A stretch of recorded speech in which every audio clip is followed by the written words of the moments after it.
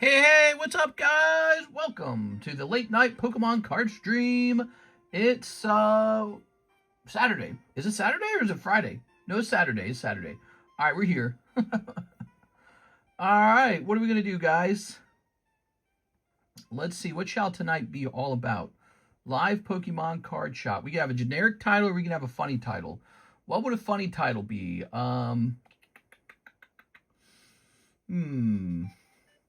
I can't think of any funny titles off the top of my head. Do I have any saved? Let's see. I gotta save. Every time we come up with a funny title, we gotta save it. Let's see.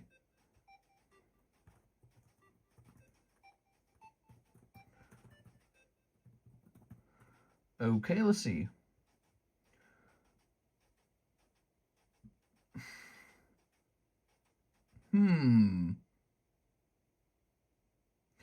No, none of those are really driving me crazy. Let's go ahead with the generic title for now, okay? All right, so let's see. What's the big news in the channel? Snorlax break is hot. New chase pulls in the Poke Shuffles. We're going to say Destined rivals. Box break close. All right, we ran out of title room. We're going to hit copy on that. We're going to jump over here. What's up, guys? Happy weekend. Let's go advertise. Live alert. We are going live for Saturday night. Wow. Well, I went swimming for like 2 hours today. It was kind of nice. We are. Let's see. Okay. And let's jump over to Facebook and Instagram. I'm sleepy though, man. I didn't get a lot of sleep. You know, the same exact thing that always happens is going on. I'm getting done with the stream and climbing into bed. And then Karis wakes up and she just wants to hang out. So I'm not going to sleep till like 8 a.m. All right, let's see. We're going live. I'm going to click on this. I'm going to get rid of this post, delete, and say we're going live. Okay. Post. Did it post? And now let's go over to Facebook and do the same thing.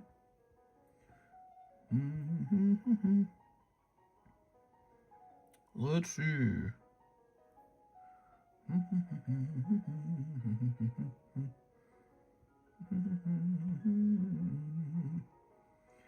Come on now. Please work. Why is this not working? There it goes. All right, we're jumping that in there.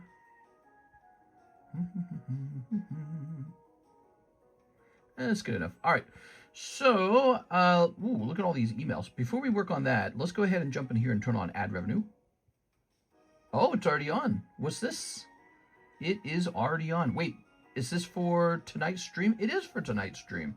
That's so curious. The ad revenue was turned on automatically this time. So maybe it's something that YouTube requires you to go request for a while, and then they just like approve you or something. I don't know. Very strange. We're hitting refresh on the website. Okay, website hasn't changed since last night. Let's go ahead and add the website to the live chat. Hey, what's up, guys? How's it going? Okay, that's set up. Good. 30th anniversary Pokemon cards in stock. We'd get a lot of clicks, but it's a lie, so I don't think people would like that. That'd probably be annoying. It is? All right. Doobie-doobie-doo. We're going back to PayPal orders. We have a heat warning. All right. We have a Team Rocket grunt order. Can you please re-roll the Oh, I pulled from the Poke Shuffles. Yes, I can re-roll that. I should be able to do that. We are. Okay, I think we're ready to begin. I'm going to place the laptop up here. And it's another night, guys. What's up? Let me close this. Turn my volume down. Okay. It's Sunday morning, Saturday night. We're up late. Let's see. Grab this. Grab this. I hear Pokemon card prices are coming down. You know what that means, guys. It's time to panic sell. I'm just kidding. Let's grab this. I heard some base set prices came down. That sounds good to me. I still want to buy a base set Gyarados. Here we are. Ooh. Look at all that. I'm going to have a sip of my drink now since we're starting. did you invent rip and ship Pokemon cards? I certainly contributed. So when I started, there was no such thing as a rip and ship. And I think I was the only one doing what I was doing on YouTube. I didn't think there was even one other channel. Eventually, there were people who started doing the same thing. I don't know if it's fair to call them copycats because, I mean, it's kind of a basic idea, isn't it? Go live and sell stuff on the internet. But I was the first one to do it on YouTube. No one else was doing it.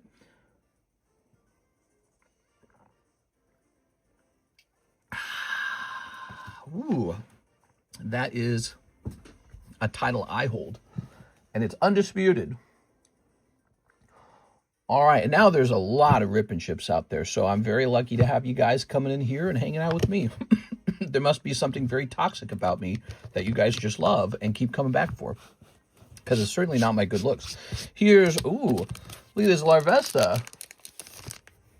Ooh, like, is it not focusing on it? Dude, this camera sucks, dude. It's not the camera, it's the software. Hold on. Off. There we go. Ha-ha. There we go. Here's our giveaway for the night. Larvesta. Ooh.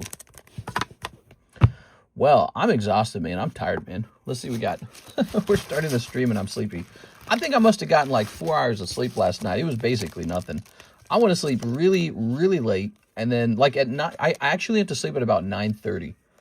And there was a very good reason for this. So it was something that was worth being awake for. But, so I go to sleep at like 9:30. And Kirsch just wakes me up like at like 2:30. So what is that? 9:30, 10, 11, 12, 1, 2. Yeah, I got about 5 hours.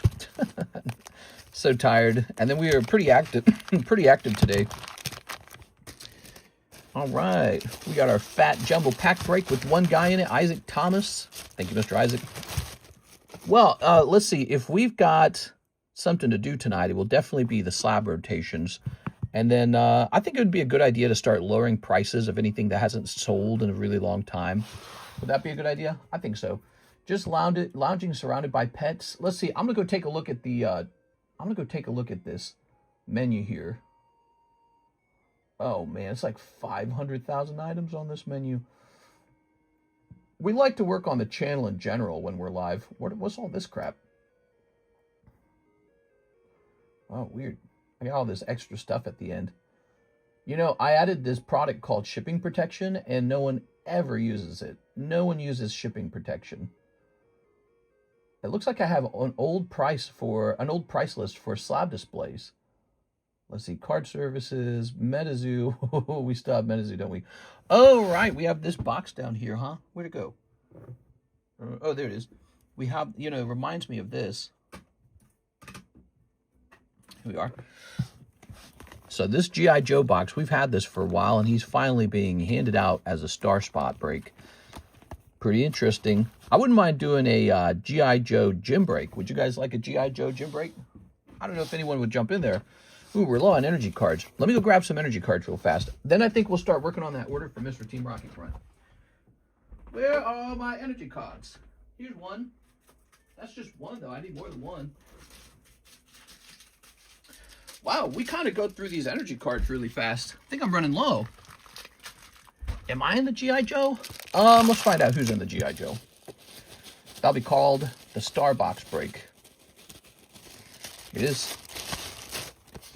You are in there. You and Chris. 2 people, guys. Very nice. You have a 1 in 8 odds. I think my ear's ringing really loud.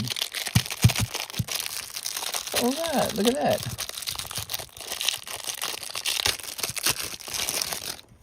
There we are.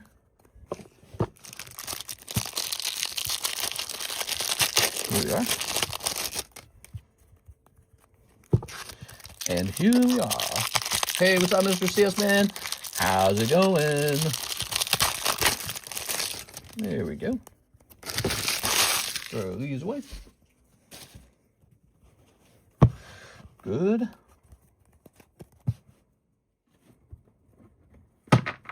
All right, excellent. Put these back over here. I think I was talking about maybe doing a gym break.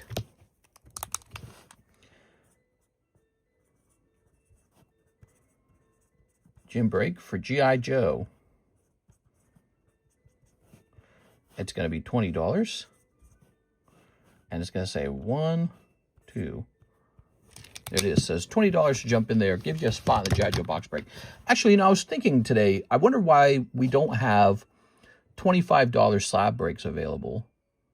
You know, I was thinking about that today because we do these table breaks, and I always set them to $40, and that's such a high number. And the live customs are so popular because they're at 25, I bet. I feel like we should, I don't know. I wonder if it'd be interesting to have $25 breaks and then $50 breaks, just to sort of shake things up a little bit. We've always done 40. I don't know why we do that. I wonder if there's like an optimal price, like a checkpoint.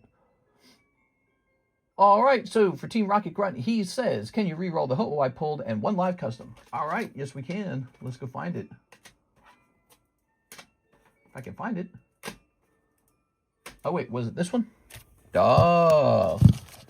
First ever booster box I opened was G.I. Joe. You pulled a G.I. Joe box on this stream? We are. They're pretty funny. You don't have to open it. You can leave it sealed. Or you can open it and pull out the holographics and get them graded. I don't suppose there's a lot of G.I. Joe fans in here, though, so it might just be good to be selling it on eBay. All right, 1, 2, 3, 4, 5, and 6. So that's 6, huh? I already got it ready because I anticipated him doing that. And then this will go back up for 25. Just $25. And now he's going to get a reroll of $25. Were they good card to Andy? They're pretty interesting. They're really old G.I. Joe cards. 1, 2, 3, 4, 5. Ready? 1, 2, 3, 4, 5. That's a cold round. All right. Toss this back here. Sorry about that, Mr. Team Rocket Grunt. Ooh, I got a ringing ear right now. What's my ear ringing? 1, 2, 3, and a 1. Ooh. 1 cold one. That's 2 cold ones tonight for you, Mr. Team Rocket Grunt. I'm sorry, man. I'm sorry. That sucks. All right. G.I. Joe gym break. $20 if you want to jump in there, guys. What are the gym breaks we got? We got this Disney gym break. Those are some $20 gym breaks. Those have been real popular lately. What other interesting stuff we got in here? Is this the last box of Scarlet? We got 1 last box of Pokemon Scarlet. Isn't that interesting? Pretty neat. Could do this. Is a last box.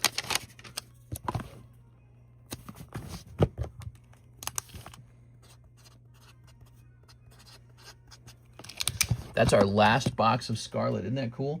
After this, we won't restock it. Pokemon Scarlet, which is $4 times 30, which is $120. If it's $120, we can do a 3-way battle at $40. So you got 1, 2, and 3. All right, that's a 3-way battle. It is. So we'll do that. So we got 3 gym breaks for you guys. The last box of Scarlet, Weiss Schwartz Disney, and Gym Break G.I. Joe. Cool. Mr. Liquid, what I posted in Show and Tell, empty box will go to the moon. Yeah, it could actually. I mean, I've seen empty boxes sell for good money. I mean, people don't think to collect them, but they are collectible. Show and Tell. We actually have 2 Show and Tell channels. One of the Show and Tell channels is called Mail from TCC. I'm going to move this right up above Show and Tell. Let's see. So Show and Tell says, how much is this box going for? Is it just, excuse me, is it a seal box? Wait, I'm confused. Disney cards have been doing well. Yes, Disney cards. We are getting some Lorcana soon, hopefully. I already pre-ordered it. Remote technical support. Why would I need that? Payment received. Oh. Okay, let me get rid of this. Listing sold. I sold a Mickey Mouse card. I sold a Mickey Mouse card, and it went for good money. I just want to point that out to everybody. He says, pre-grade for my Siggy, looking for BGS. When did he order this? 12 hours ago? All right, so he ordered this 12 hours ago. He wants to know if it's worth sending to BGS. Hopefully he sees this on the rewatch. All right. Good luck.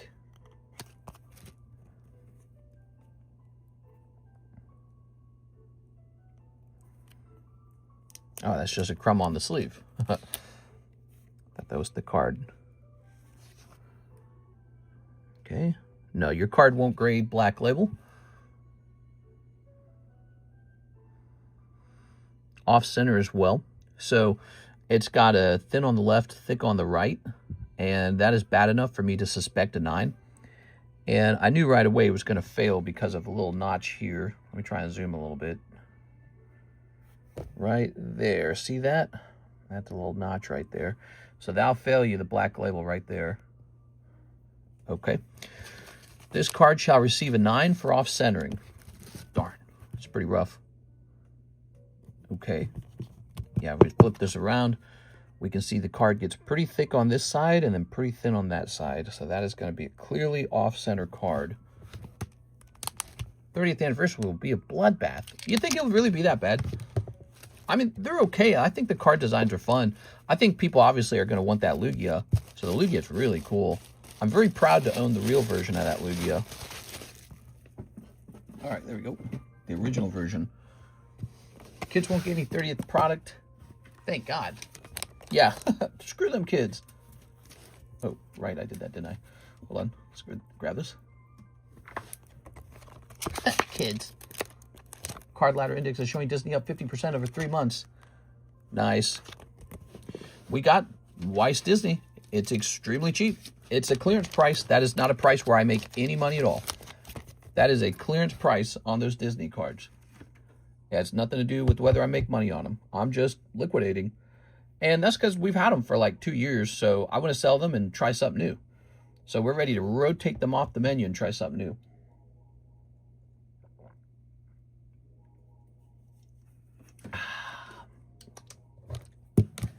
'30th anniversary is Dark Knight, while the 25th anniversary is Odyssey. Are you referring to Christopher Nolan movies? We are. You ready? I got me 3 booster bundles while at work. If I can, a kid can. What? What are you talking about? So we're done with Mr. Team Rocket Grunt's order. Thank you, Mr. Team Rocket Grunt. We finished Mr. Asmer's order. Let's see. Here's some junk emails. Let me delete these junk emails.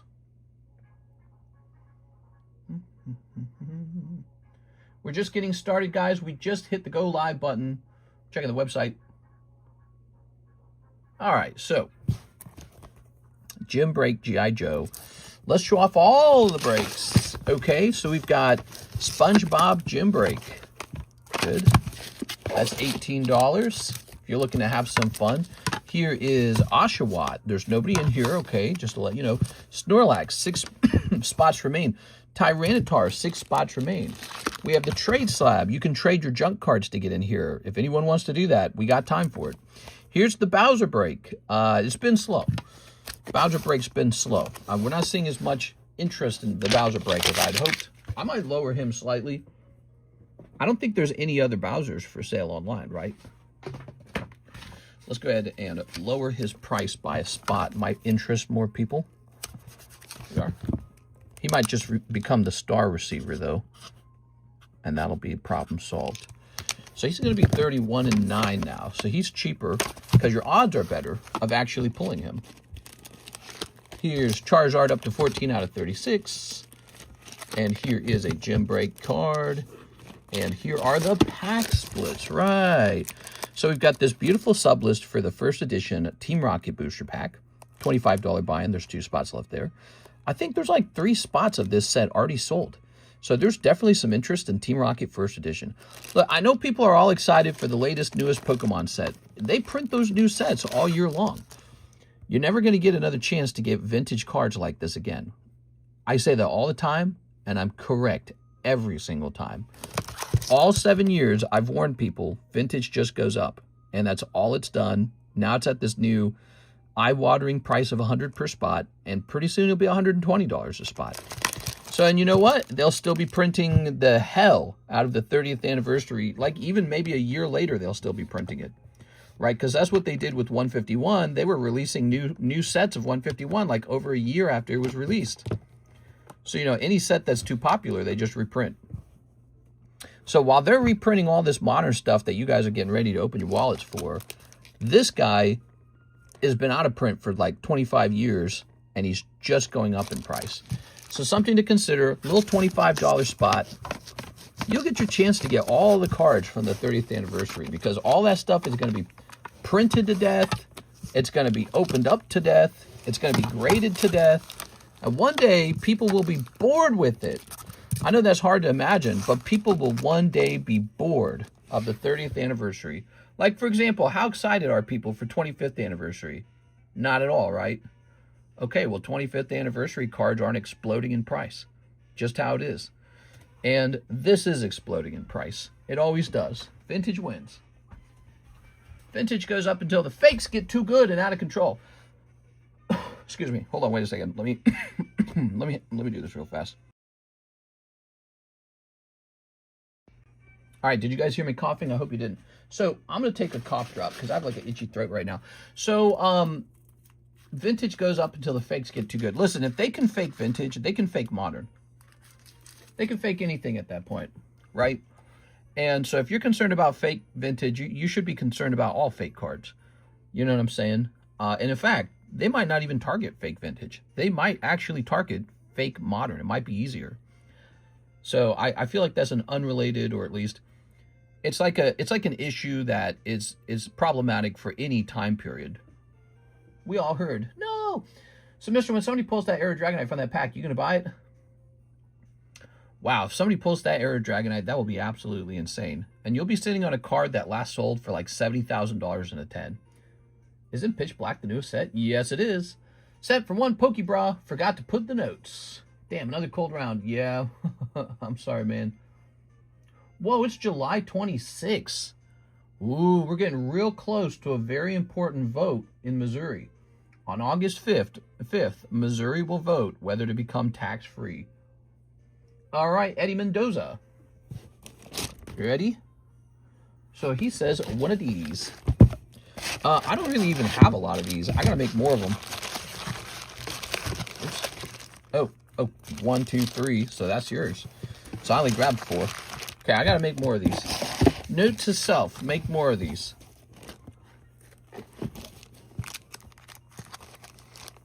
In 10 years, 500K, maybe even 10 million. Everything will go down when the fakes get too rampant. It is. Yeah, I mean, they'll find some solution to it. You know, there's something called forensic. There's forensic imaging. Ooh, nice. That's going to be your pull. We're going to put that in your bag. I got a very itchy throat right now. I swear, I must have asthma or something. Maybe it's from working in this dusty room. Here we are. All right. Ooh, cool. So I'll grab, I'm going to keep the energy card, actually. I'll use the energy card later. Let's grab you an empty bag. Hello. Eddie Mendoza.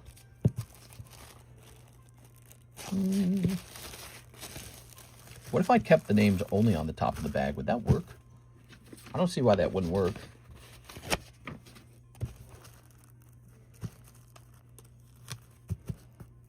The super high-end vintage booster boxes should be the scariest. Yeah, well, here's the thing. I already sourced all of mine.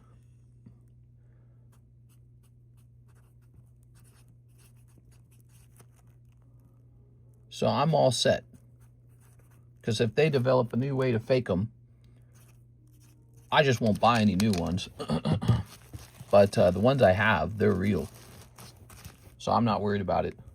Someone who wants to buy one might have to worry about it, but I'm set. All right. That's going to say 7.26. Can you mute the volume when you cough so we don't hear? All right, we'll put this over here. Very nice. All right. Tammy, you can't hear me coughing, can you? Mister, I think you need to open all your seals. Let me test it out. Tammy, you tell me if you can hear me cough here. All right, did you hear that, Tammy? Do you have a Cora 223? Probably not. Open all your sealed vintage boxes to make sure you don't have any fakes. Can't hear anything. Thank you, Tammy. All right, so let's get to work, guys. We just finished Mr. Eddie's order. And here's a refresh. Da-da-da. Come on, man. What the hell? My computer's running slow. We have Mr. Justin K. He says he wants 25 of the Poke Shuffles. Justin K. All right, Justin. Let me see something real fast. You've ordered with us before, right, Justin? I recognize you. That is a big order, man. Just ordered my bro. Yeah, I watched a Pokemon channel where they opened their entire sealed booster cases to make sure they didn't get scammed. Did they lose any money doing that? So what, they just open all their sealed boxes? I mean, yeah, I would say so. Yeah, they lost money on that.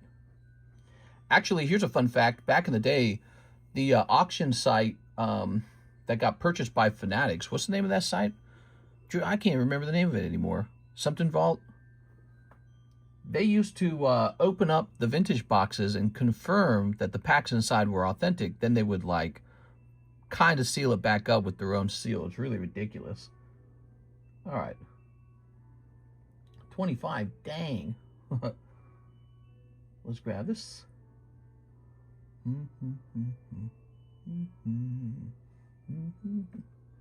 The Vault. Yeah, what were they called again? Hold on.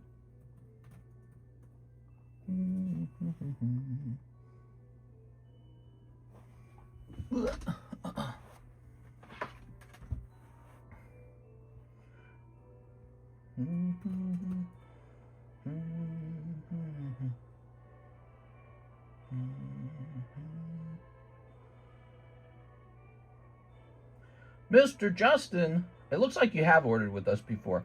I thought so. We're just being careful here these days. We got hit with the credit card scammer the other day. Let's see.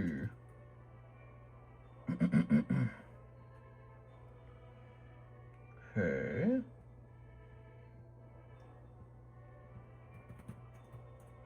Wait, I got an idea. Let me test this. Oops. Oh, they logged me out of here. Let me log back into this, okay? Give me a second. Okay, we're logging back in. Nowadays, we take it a little slower. The website makes me nervous. The other methods of payment don't make me nervous. Oh, I remember you now. You are a new guy, and we've shipped to you twice. I remember you now. Took a second there. All right. I verified. Hell yeah, dude. All right, so let me just put this back on now. Okay, you know what confused me? You're going by a different name this time. There you go. Okay. Ready? Or maybe not. Maybe I just used your full name when we shipped you. Here goes. Yeah, it took me a second there. He's going deep on the Poke Shuffles. 25 of them, guys. Not 30? Good luck. We got 1, 2, 3. 1, 2, 3, 4, 5, 6, 7, 8, 9, 10, 11, 12, 13, 14, 15, 16, 17, 18, 19, 20, 21, 22, 23, 24, 25. And you get 2 free ones. 1, 2. All right, there are the free ones. What do we got? 2, 3, 2, 3, 1, 2, 3. Cold, cold, cold. Cold Jigglypuff. Cold, cold, cold. Cold, cold, cold. Cold, cold Xatu. Cold, cold, cold, cold. All right, so he paid $125 for that, guys. That was $125. Let's see what he gets out of $125. Did you do well or didn't you? Let's find out. Jigglypuff and Xatu. It says P9. I don't know what that could be, but that could be a poker card, maybe. P9. Oh, here's the Xatu. So he's 65. You're about half the way there almost. You need the Jigglypuff to be worth about the same amount. Ooh, the Jigglypuff is not worth half that. So he's worth 30, which is about halfway there. Give me a second here. Cooked. Well done. All right, so the Xatu's pretty legit. He's a decent card. The Jigglypuff, on the other hand, we placed this in here for 30 bucks, and it's just A card that failed to grade 9, unfortunately. Oh, it's a heavy slab. That feels nice. Looks like it's a little off-center. So, it's also been re-rolled a bunch. So, your re-roll value on this would only be 10. In other words, you're kind of stuck with it unless you want to risk re-rolling $10. And then Xatu, he can be re-rolled for $55. What are you thinking? Re-roll them both. Ooh, okay, good luck. Jigglypuff is going to go down to 10. Guess I'll pull Jigglypuff back out of the box. I'm buying it back. And this guy goes to 55. So your total re-roll is 65. Grabbing this. Okay. Now, your total re-roll value is 65. Let's get this guy back in the box. He's going to go back in for what, 13? 1, 2, 3, 4, 5, 6, 7, 8, 9, 10, 11, 12, 13. So there is the Xatu. Nobody ever wants the Xatu. It's so weird. He's such a decent card. He's shiny Xatu. All right. So you got 55 for the Xatu and 10 for the Jigglypuff. 65 total. That's 13 cards.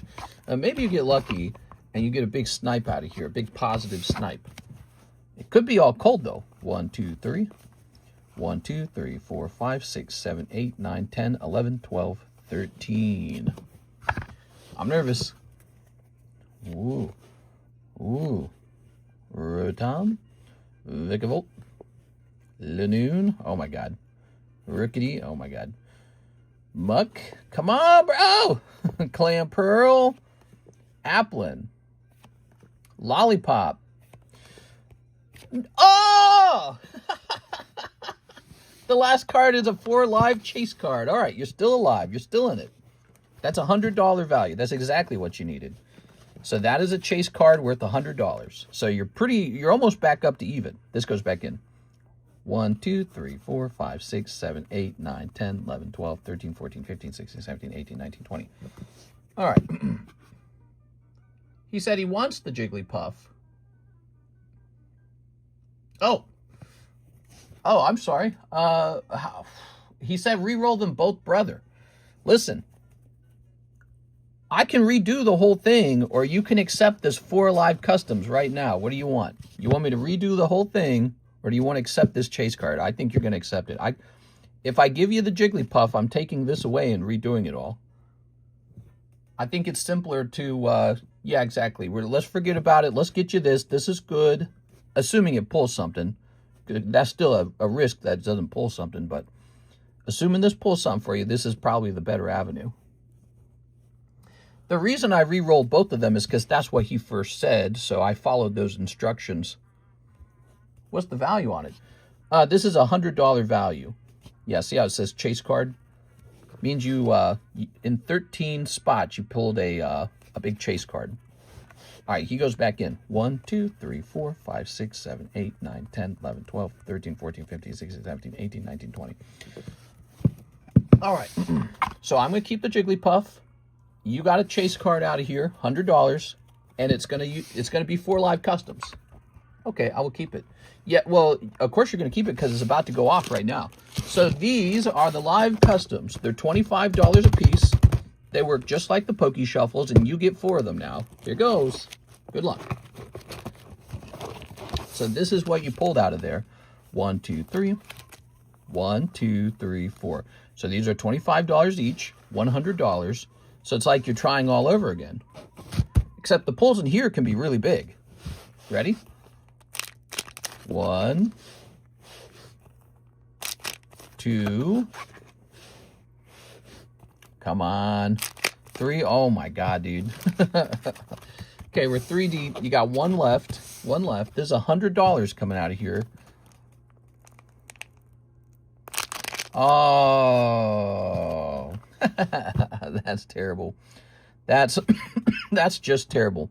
So it was better to take the live custom and take a risk on that than to take home like a PSA 9 $30 Jigglypuff. Unfortunately, there is a chance that it pulls cold. Let's see if you kept going what you would have gotten if it... So there's a Varoom. Let's see what was next. 3, 4. Ooh, it's a big one. 5, whatever it is. Really big one? You weren't even close to anything. Look how many cold ones are coming out in a row. Oh man, this is like a cold round right here. Let this be a lesson to all of you guys that there can be a lot of cold ones in a row. Oh man, what am I looking at? This happens, of course, because somebody might pick out the hits in between them. Queen of Clubs, Ivysaur. So that's $150. Yeah, so that's some kind of cold streak down there. Some kind of cold streak. You just pulled some of it. It happens because what happens is people pull hits out of the boxes and leave the cold ones behind. Or the cold ones get like combined or something, you know, so.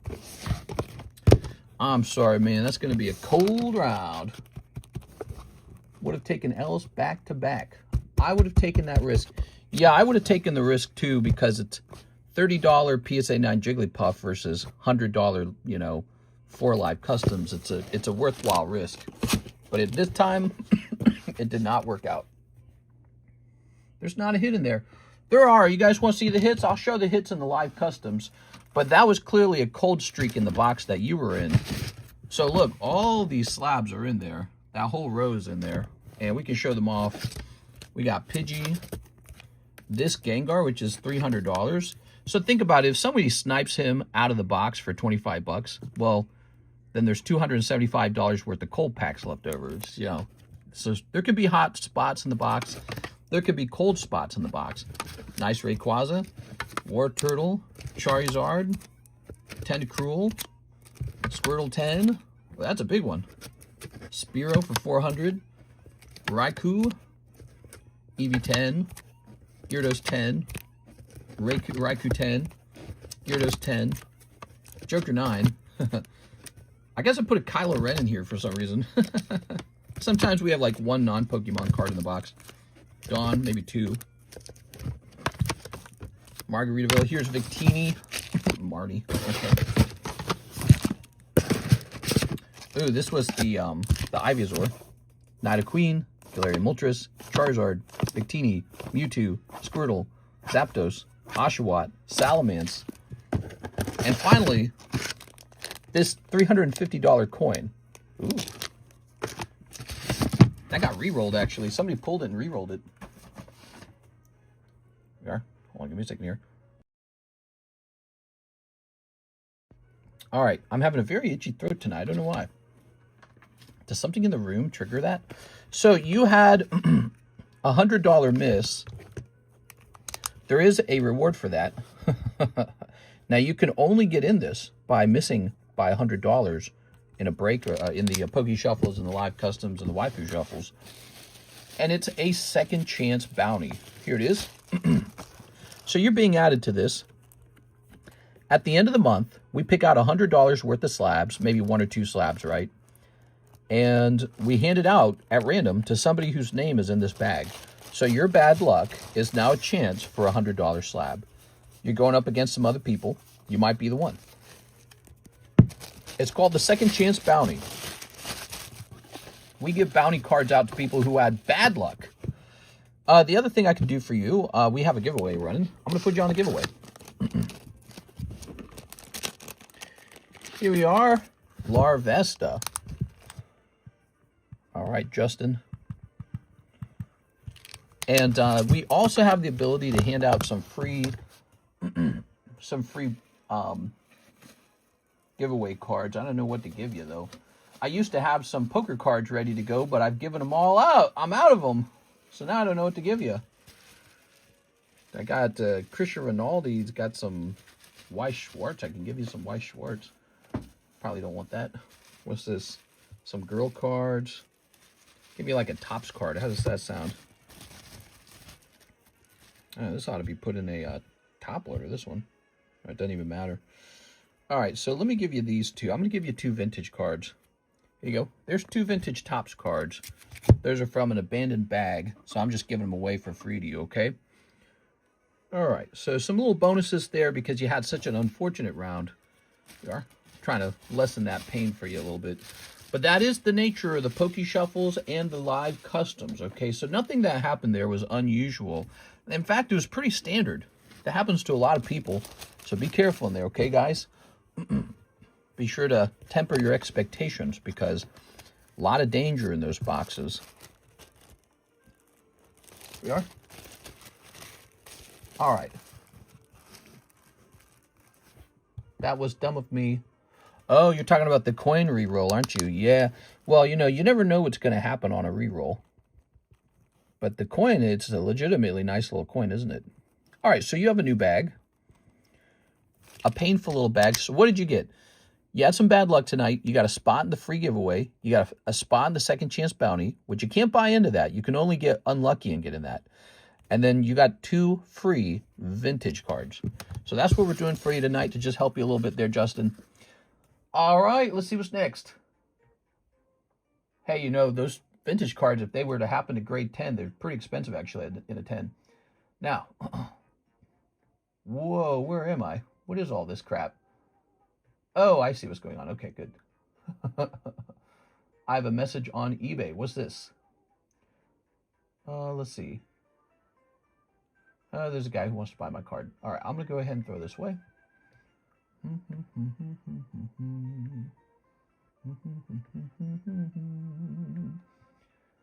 We are in the inbox. Hold on, we got to go to the PayPal queue. There you go. There's the PayPal queue. We have Eddie Mendoza, 2 live customs. All right, Eddie Mendoza, 2 live. Here it is. You ready? All right, let's see if you get tough luck too. There you go. 1, 2. Oops. 1, 2. Oh my gosh, is that the dark muck that we just saw? I didn't even think about that. We learned a little bit that the front of the box was a little bit cold, and then I didn't grab past that point. That is rough. That's correct, though. I just rolled like normal. I wasn't thinking about it. That is also rough. I am so sorry, Mr. Eddie.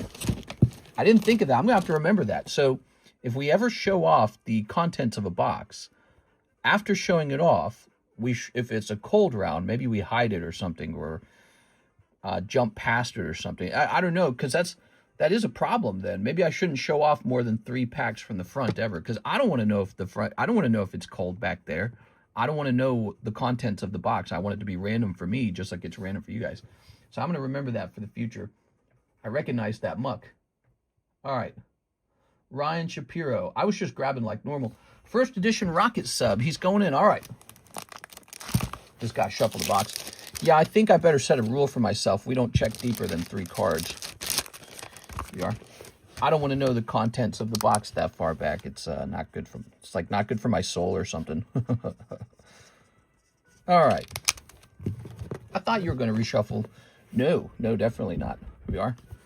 The box should not be reshuffled. The box should be in order. It is. So you were destined to pull that. I pulled like normal. When we pulled them out, I realized I recognized them in hindsight, and I said, oh, I recognize these. I don't want to recognize them, so I'm going to remember that next time. All right, that's Ryan on 3.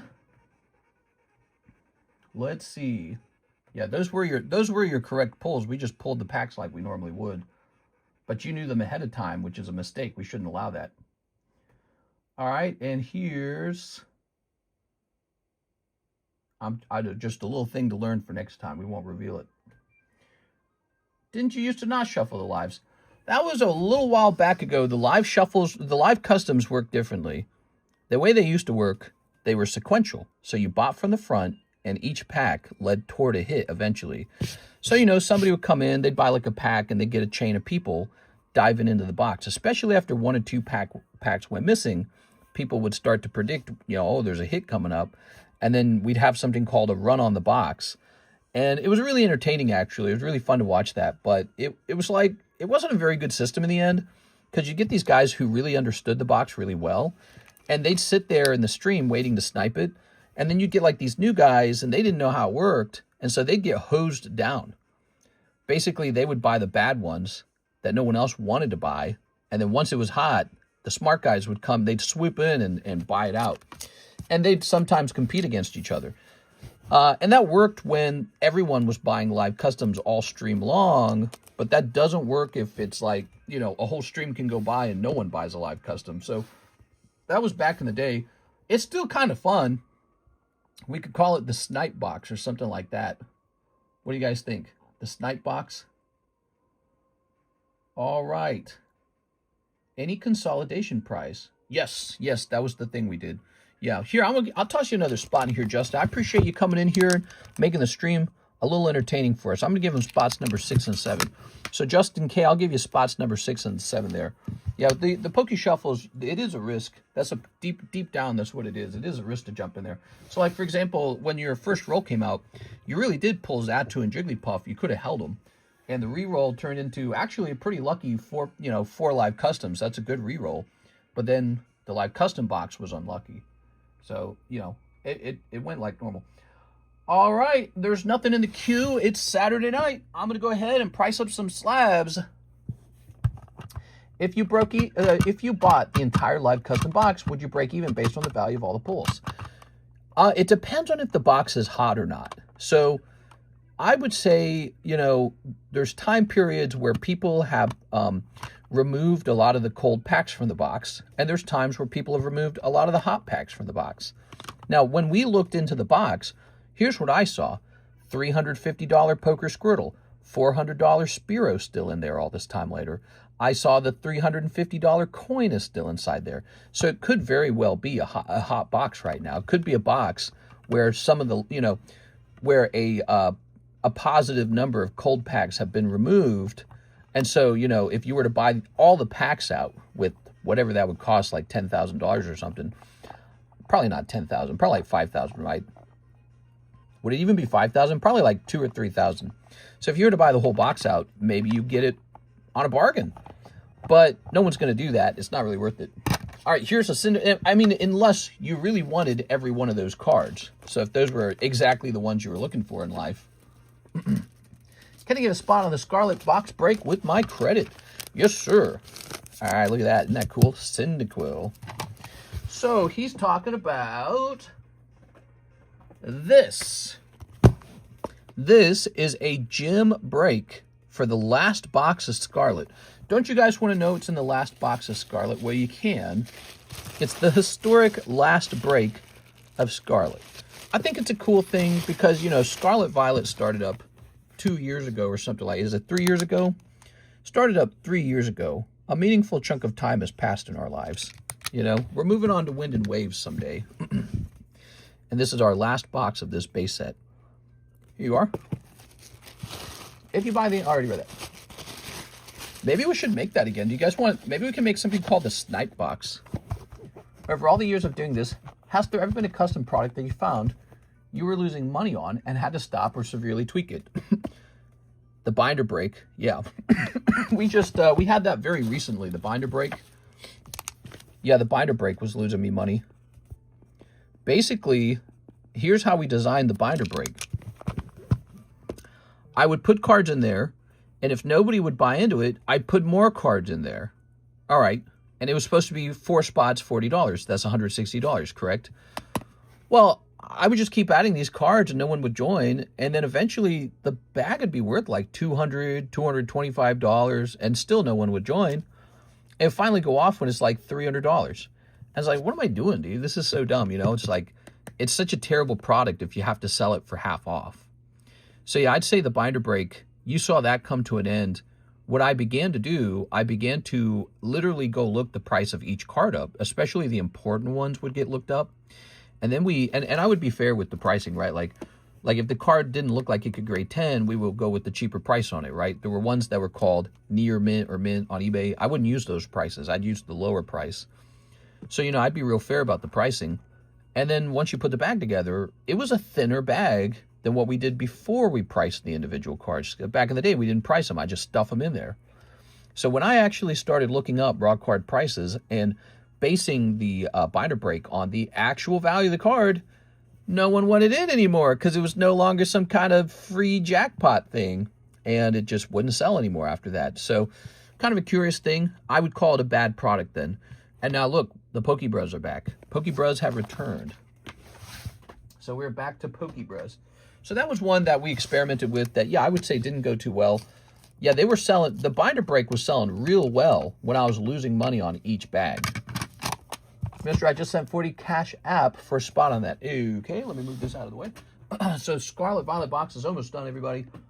3-person gym break. You can boost your gym break scorecard this way. All right, let's see. Haha, Terry He. Mr. Terry. Let's get you in here. I've not found that point down Pikachu, by the way, but we got a little replacement coming in, okay? Roki Hyun, Terry He. 1 spot remains. Yeah, that's a great question, by the way. That's a fun question. I'm trying to remember anything else that might have lost me money.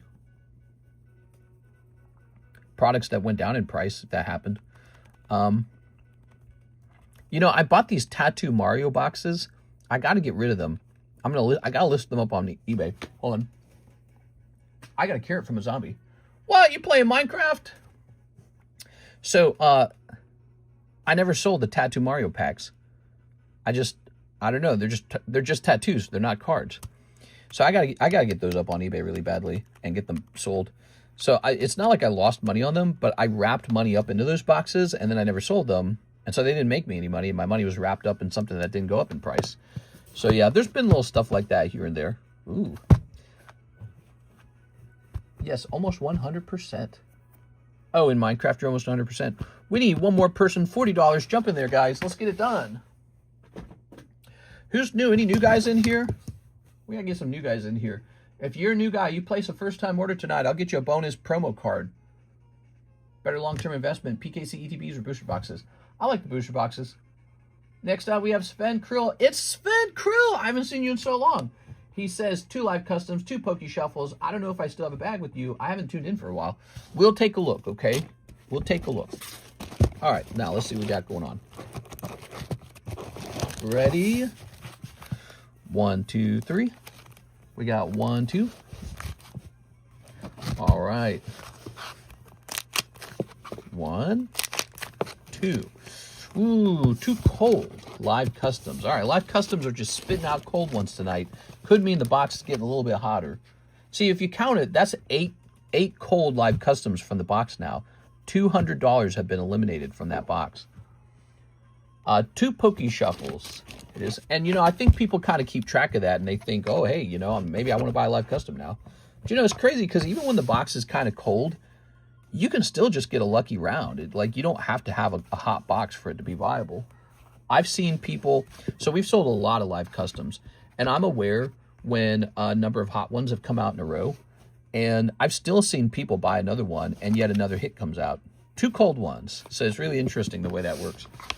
No, those are so cold, Mr. Sven. Let's go looking for your bag. Ugh. Should I aim for the Koro full registry? I think you should. Da-da-da! Mr. Sven, he's the man. Ooh. What's this? Spudwonk? Ooh. Hold on, let me get a... We got this bag from somebody called Spudwonk. This. All right. What did he have in here? He just had some stuff, huh? Okay, that feels good. Okay. Look at this plastic. It like decayed and got older. All right. Very interesting. We'll go ahead and place we'll go ahead and place this in here. The box is about to be on fire with back-to-back hits. Hey, you know, people, you know what? This is just going to go over here. 125, that means it expired on 126. We're now at 726. It's an expired bag. All right. Good.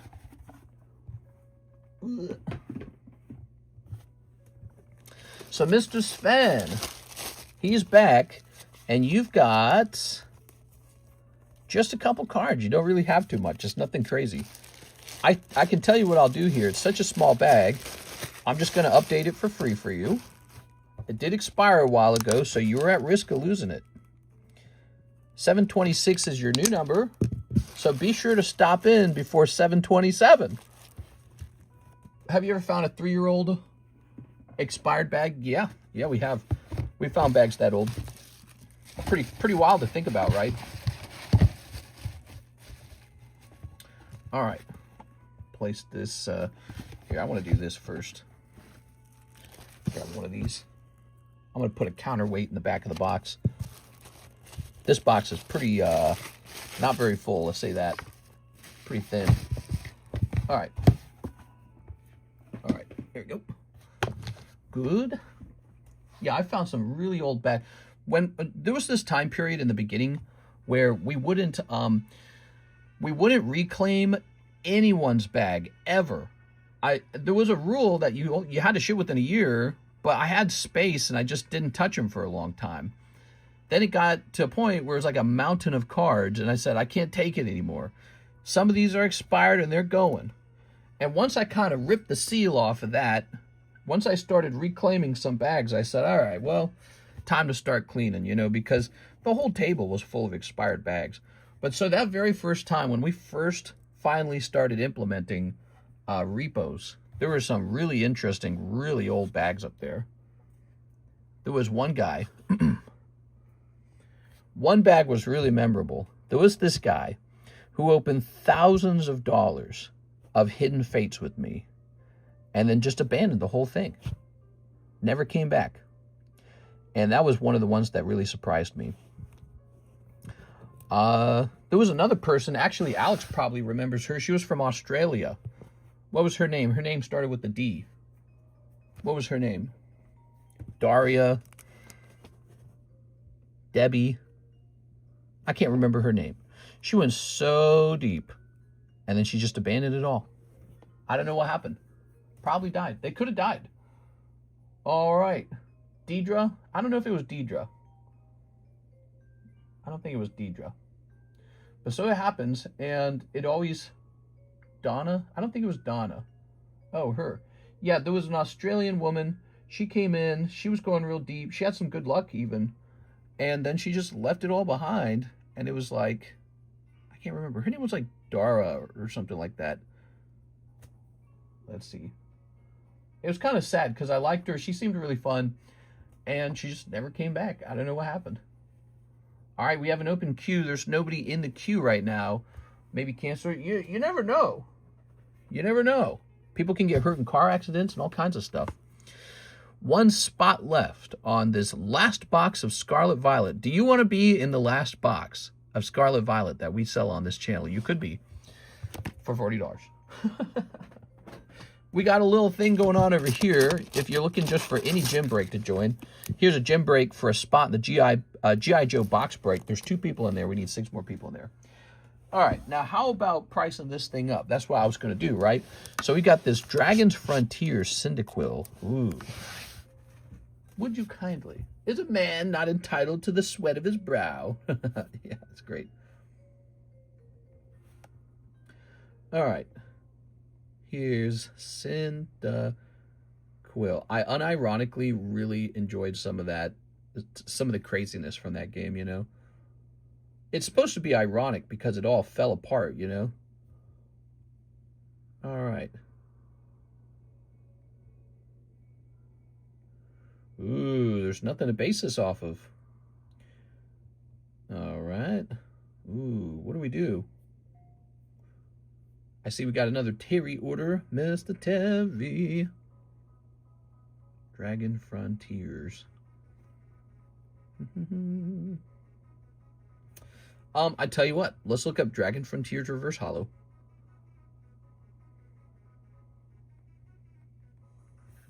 Sent for that last gem spot. It's done.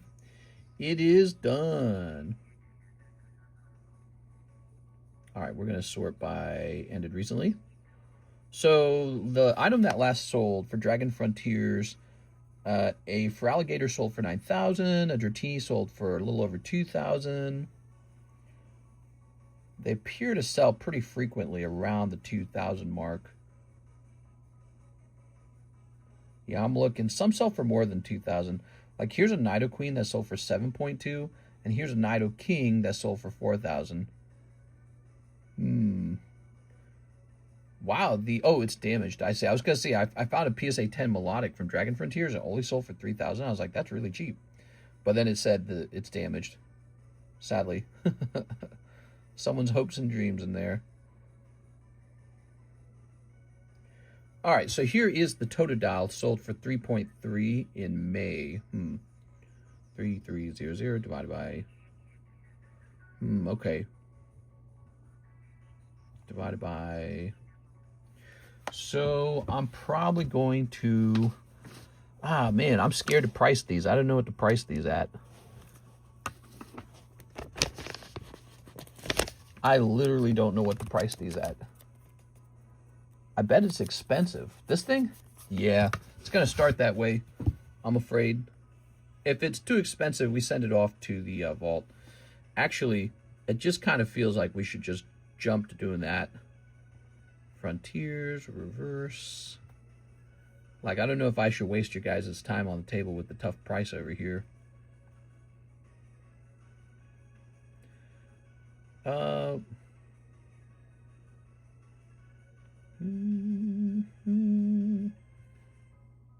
What's the number on it? The number is 45. Yeah. Really hard to price this. Here's a pristine one for $8,000. Man, I really just don't know.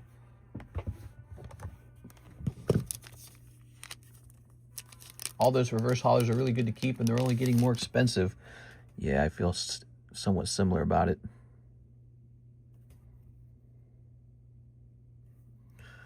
Okay. I'm going to choose a price now of 900. Okay, Cyndaquil is up. Dragon Frontier Cyndaquil. Well, let's take a look at this order for Mr. Terry He. He says, for 9 Blue Sky Streams. Ooh, Blue Sky Stream. That's a really good one. All right, give me a second here. Pull this out. Hard to price it when there's no like price guide or anything like that. Like, what are we basing it off of? But I looked at a variety of prices before I priced it. Here's 7, 8, 9. So I looked at a variety of Dragon Frontier cards. Try to get a feel for it. It's a starter, you know, it's a psychic card too. A psychic Cyndaquil, like that's pretty cool. All right, here we are. Oh yeah. Good luck. Snipping time.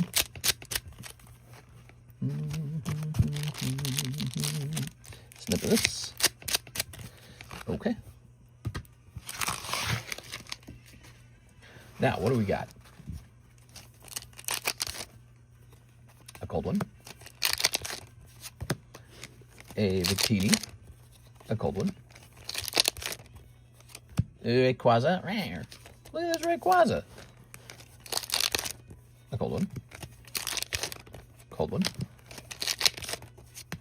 A Regidrago. Here's a Trico. And a holo. All right. Ooh, so nice. However, it's not going to be the all-part Rayquaza, which is what we're hunting after in that set. Such a good set. Such a good set. Terry, we're making a new bag for you, aren't we? I think there's a new bag, right? All those reverse hollers are really good? Yeah. Just read that one. All right. Welcome, guys, to the late night Saturday nighttime stream. What'd you guys do for Saturday? Did you guys have a good day? It was sweltering out in Missouri. We went swimming for like over 2 hours together. I was soaked. I was pruny. We went swimming in a public pool, and it was cold somehow. The water was cold. That's because yesterday the temperature was actually pretty good. It was like in the 70s. It was like 76. And then today it was like 95 or something. So it was really refreshing. You jumped in the water. It was still chilly. It hadn't warmed up all the way. It just felt great. It's a good combination because sometimes it can be so hot outside that the water is also hot. So you jump in and you don't really cool off. You just stay hot. We got a new fridge. The poor workers had to carry the fridge up the stairs because the elevator's been broken for 7 months. Damn, that sucks, dude. All right. That sucks. Would you say you agree with Ayn Rand about objectivism? I do not know. Let me look it up. What was Ayn? I'll tell you what I think about it. Rants. Objectivism. I never actually sat down and read Ayn Rand's books. I've only ever heard like quotes from it and people's opinions on it. All right, a philosophical system built around the idea that objective reality exists independent of our feelings and beliefs, and that reason is humanity's primary means of understanding it. Yeah, I'd pretty much agree with that. Let's see. Facts are facts, independent of your emotion, independent of your religion, or popular opinion. Yeah, it's funny you should ask, because we were just talking about something that I sort of realized over time. You know, I'm kind of a stinky philosophical type myself. Here's Isaac Thomas jumping over here. One of the things I've kind of realized, so I have this way of looking at humans, including myself, as like little miniature robots. We're basically robots, right? You know, we chase dopamine, we chase instinct, we chase the biological imperative. You know, we want sex.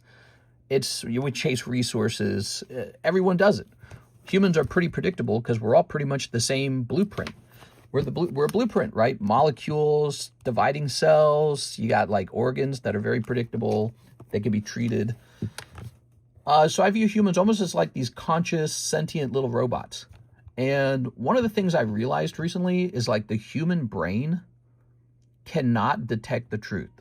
It's not a truth detector. It's a belief maker, but not a truth detector. So you have to kind of work on what you think the truth is, and then you just believe that.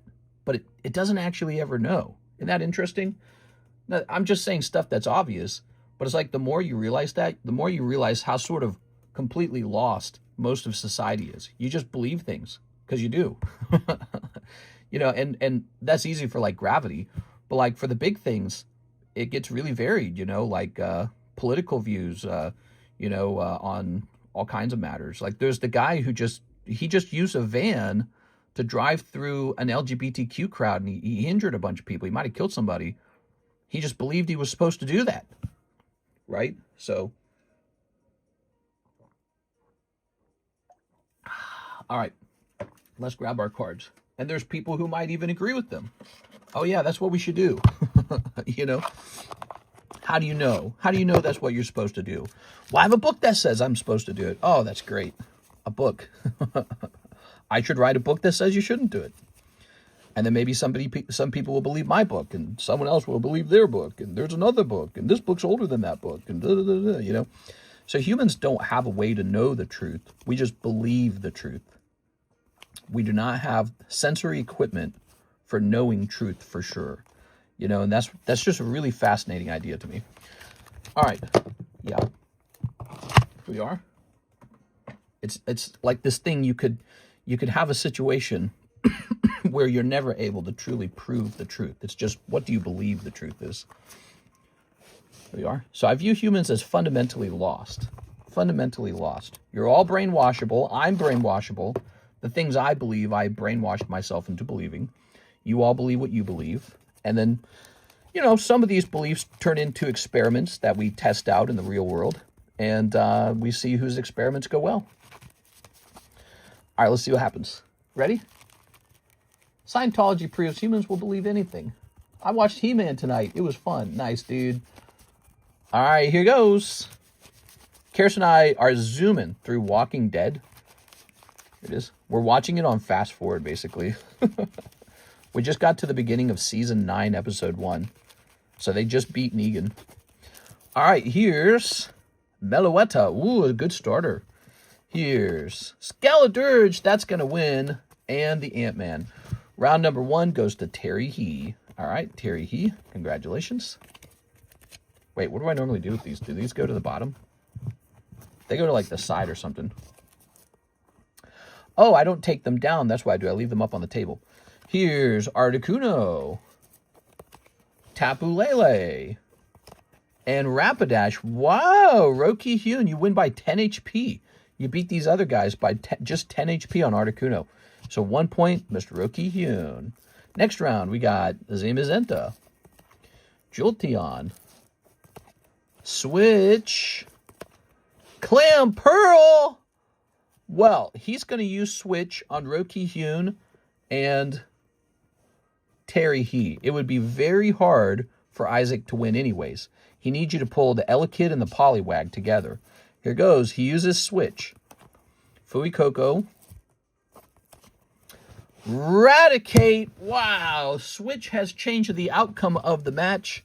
Raticate wins, and that is 2 wins in a row for Terry He. Terry He, you are the one. You're taking home the box of Scarlet Violet. Congratulations. Wow, that's pretty cool, huh? That switch changed the fight. It was going to be Roki Hyun wins, but, you know, Isaac had a switch, so the switch was going to get played. That is so crazy. Dang it. Yeah. All right. If he was lucky, you would pull Poliwag, Terry He would pull Elekid, and then Isaac would win that round. Terry He, you get 2 wins. So your card just got boosted by 2 spots.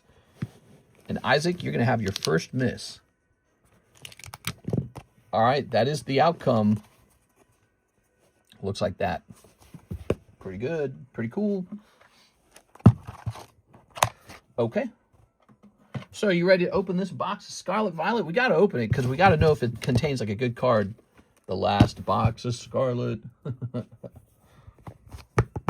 Here it goes.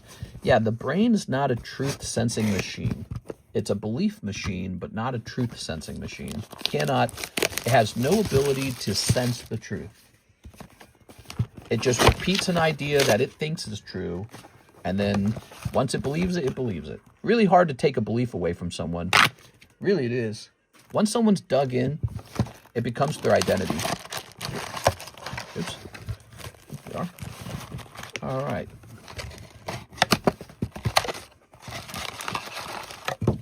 There you go. There we go. All right. Da-da-da. All right. Very nice. I've done a lot of arguing in my life with a lot of people over many years. And that's one of the really crazy things I've learned is just how difficult it really is to make someone change their beliefs. You have a much better chance of making a person happy than changing their beliefs. You have a better chance of getting into bed with someone and having actual, like sex with them than changing their beliefs. So a person will do that with you before they'll change their beliefs like religion or politics. But you can make someone laugh, you can make someone cry, you can make love to them, but you can't shake them out of their beliefs. It's just not possible.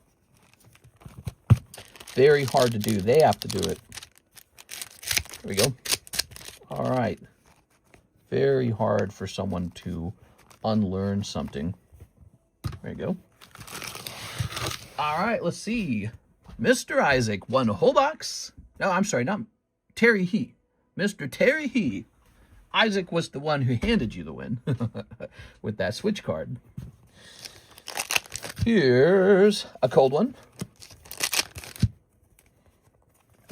A Elefante. Let's get it. I'm feeling lucky. You are lucky. Move this out of the way. You guys seeing this? This is our last box of Scarlet Violet. Ooh, Wiglet. All right. There you go. I hear Wiglet has a really good credit score. Here's Snorlax and Gyarados. Oh yeah, Gyarados in this set. So cool, man. Okay, here's... Ooh, Oinkloni. Mister, can I put you in Slab away? If you can afford it. Here we are. Code. Here's a code one. Ooh, Toxicroak.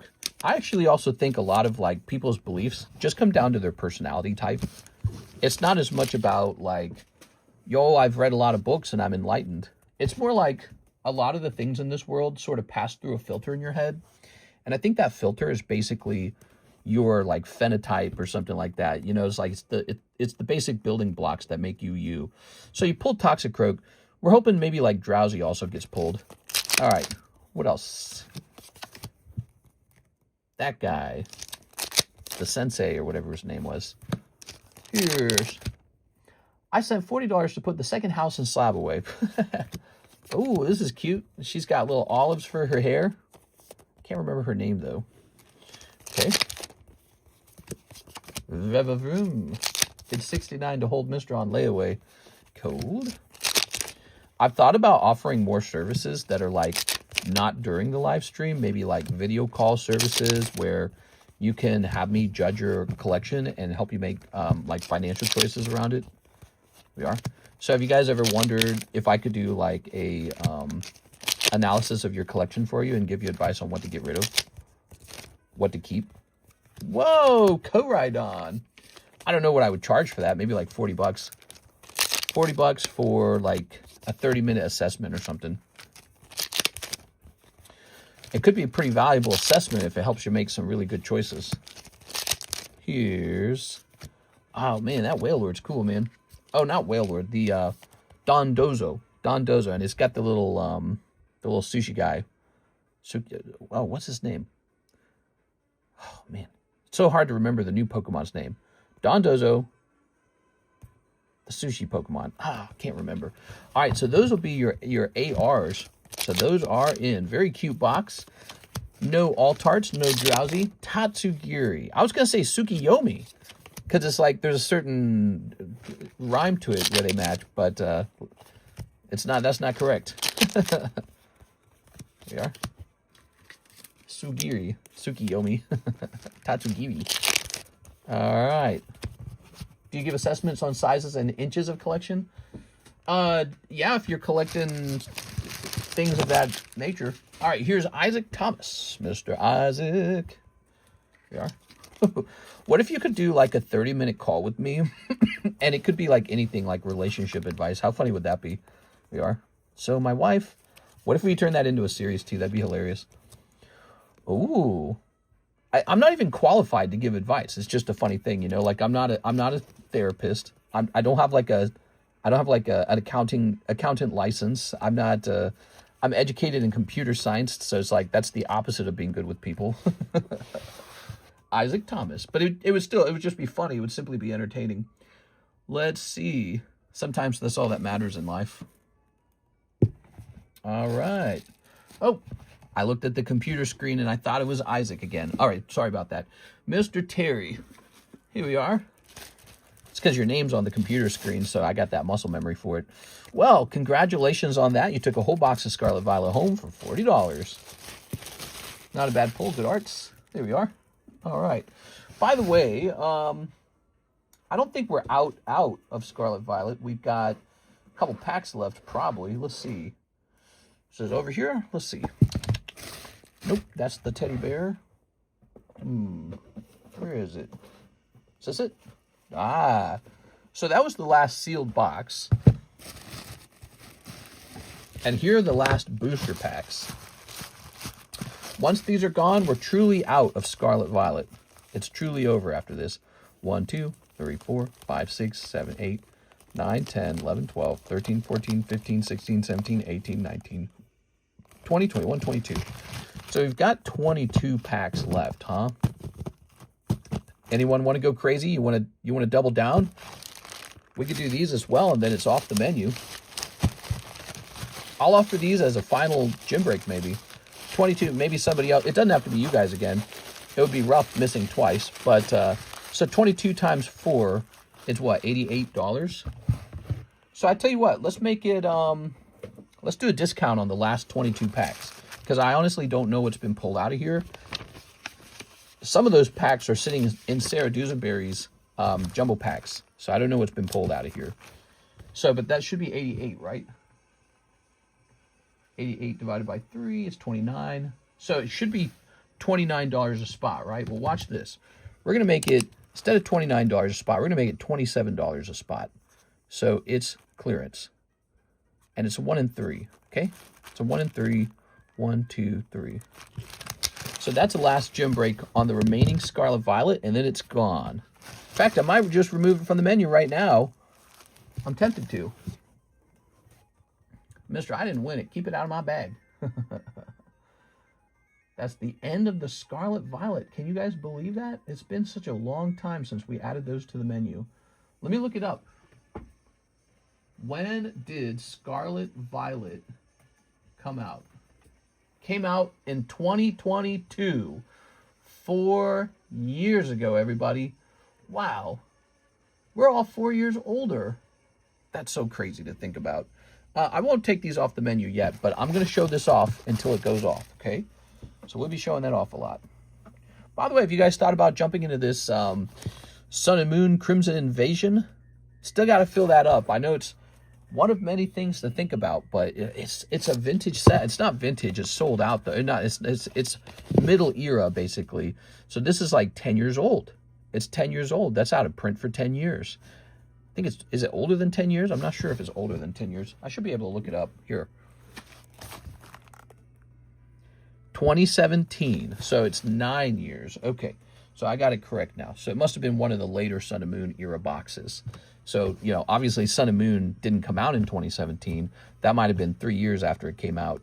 So 2017, 9-year-old box. Next year it's 10 years old.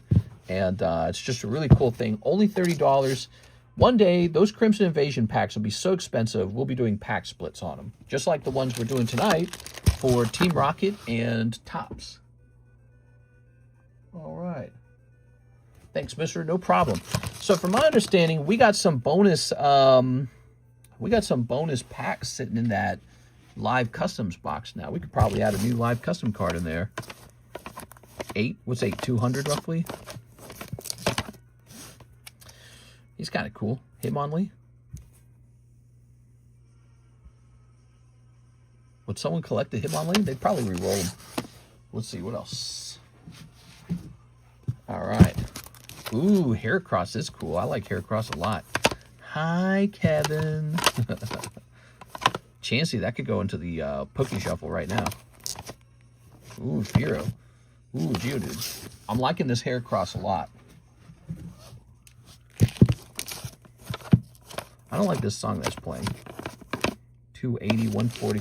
All right, I say we go with the Heracross because he's the only one that costs exactly $200. He's going up there, guys. He's going up into that live customs.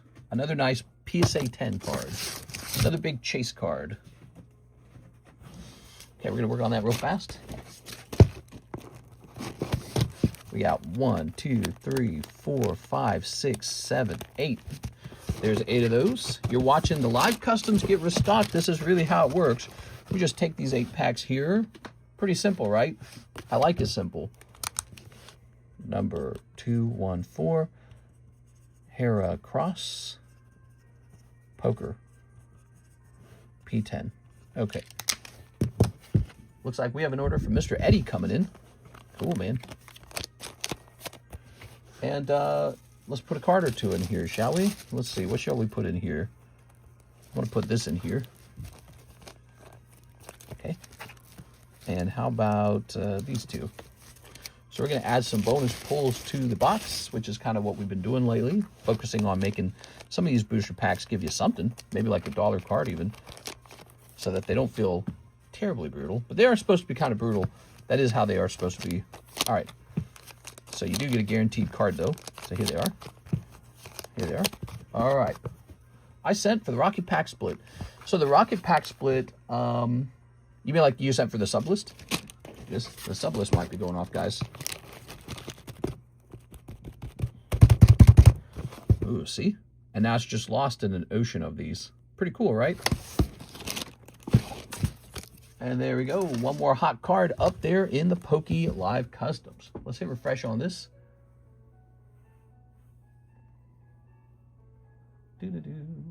Eddie Mendoza says pack split sublist. Okay, so Eddie just sent for the pack split sublist. And then after that, we have a Joseph Smith, 2 Poke Shuffles. All right, you got it, man. Did someone else also send? Because I thought I saw Nicholas say that. Ah, you did. Okay, so you both sent for it. Now it says you sent 2 minutes ago. And he sent 1 minute ago. All right, Mr. Eddie. Nicholas goes on the list first. He ordered first, so I apologize for that. We can put you on the next round, though, okay? Because this won't be the only sublist. We can put you on the next round. It's still worth getting on if you're passionate about getting into this break, okay? But you don't have to if you decide you want to use your $25 differently tonight. That's a sublist going off, everybody. Is everyone here? Ryan Shapiro? So I guess we'll report the results of this break to the Discord server just to make sure that everyone knows the outcome. All right. We got 1, 2, 3, 4. 4 of these. What are you guys doing for Sunday? Anything cool? Karis and I thought of going on a little trip, like a weekend trip, but we decided not to. Here we are. All right. We're just kind of hanging around. I had some ice cream today. We went out to eat. Hey, what's up, Tonka Tootsie? How's it going, man? How's the night going for you? Oops, here we are. All right. Oh. One moment. Ta-da! So, Mr. the hard-working man. It's easy when you get to work with you guys. You guys are very nice. We do a lot of fun stuff over here. All right, give me 2 numbers, guys, and we'll split this. You guys give me 2 numbers. I'm going to have a drink.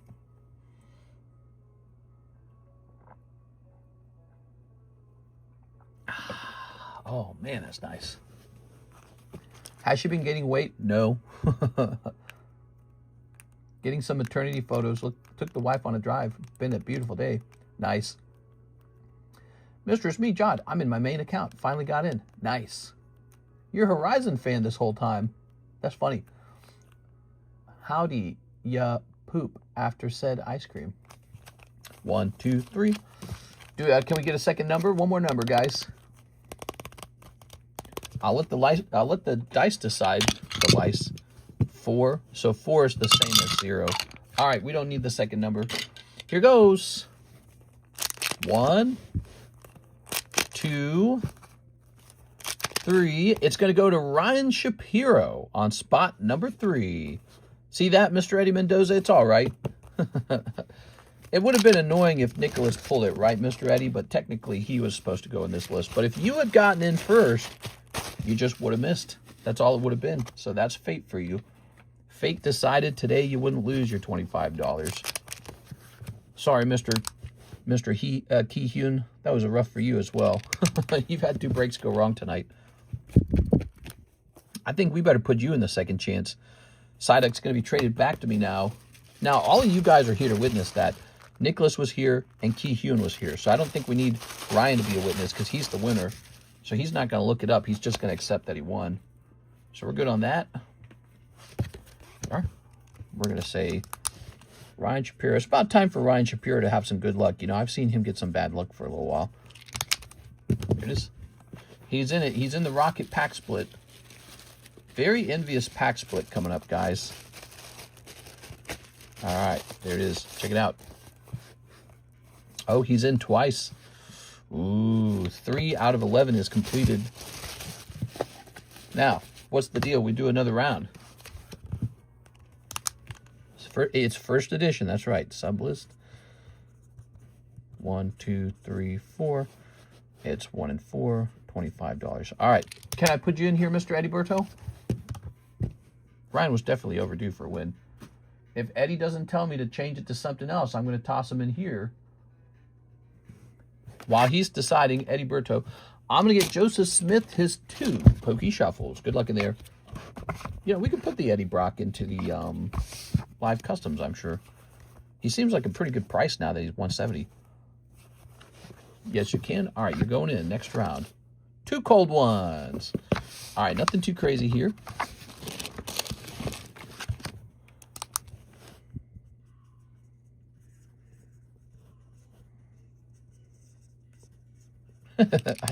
I shouldn't even do your full name. It's like, I don't need to. I know who you are. Should just put you down as E or Eddie. Be easier. All right, very good. Mr. Joseph, you were unlucky. Garrett Wixom, 4 of the Gem Pack Volume 3. Volume 3. Which one is that? That's the Gengar set, right? This one right here? Yep. 1, 2, 3, 4. Gem Volume 3. This set came with a lot of exclusives, and, you know, I'm even wondering if they're still going up in price. You think this pack's still going up in price? I want to see something real fast. Let's see. Let me check this.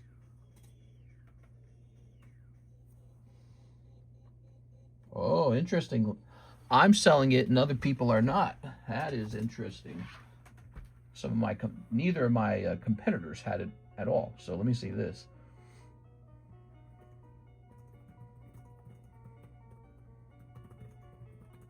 I'm just curious how this product's doing over time because it's a pretty good product. This one had a lot of alternative arts in, or not alternative, exclusive arts in it. Yeah, this one had a lot of exclusive arts in it. I honestly don't remember how many packs are in a box. It's so many. All right, so here I can see a recently sold price on this, but in order to understand what the pricing should be, I have to know how many packs in a box. I bet it says in the menu, doesn't it? Gem 3. Oh, there it is. Okay, Gem 3's got some information on itself right there. So hold on. Divided by 9, it's 18 packs. That is so weird. Divided by 20, divided by 18. And the price is perfect. It's exactly where it should be. All right, just curious about that. Let's go ahead and open it up. I think I have a bag, but I'm not sure, says Garrett. Well, let's take a look, Mr. Garrett. Okay. Fill that Destined Rivals box. The Destined Rivals box is more than halfway filled, I'm pretty sure. Is it? Yeah, it's more than halfway filled. Is it? I can't remember now. We go take a look at it. It's a pretty good break.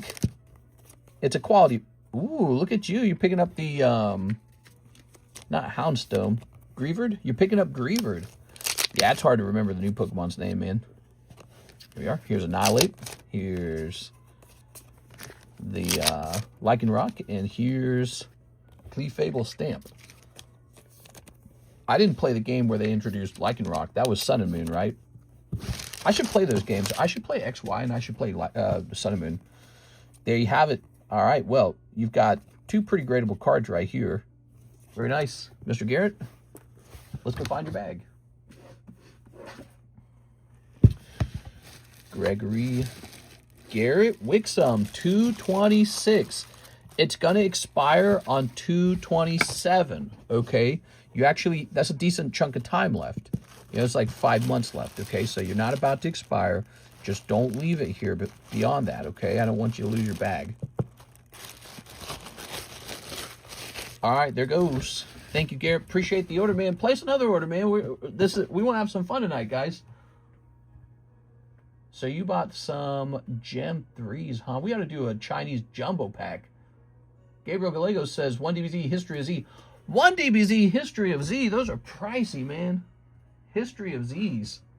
How's History of Z doing? I need to get some more Dragon Ball. Let's see. I heard like Moon is the opposite of Sun. Dragon Ball History of Z booster box. Ultra Sun and Moon are really great games, just a lot of dialogue. All right, is it? It's funny. All right, let's see.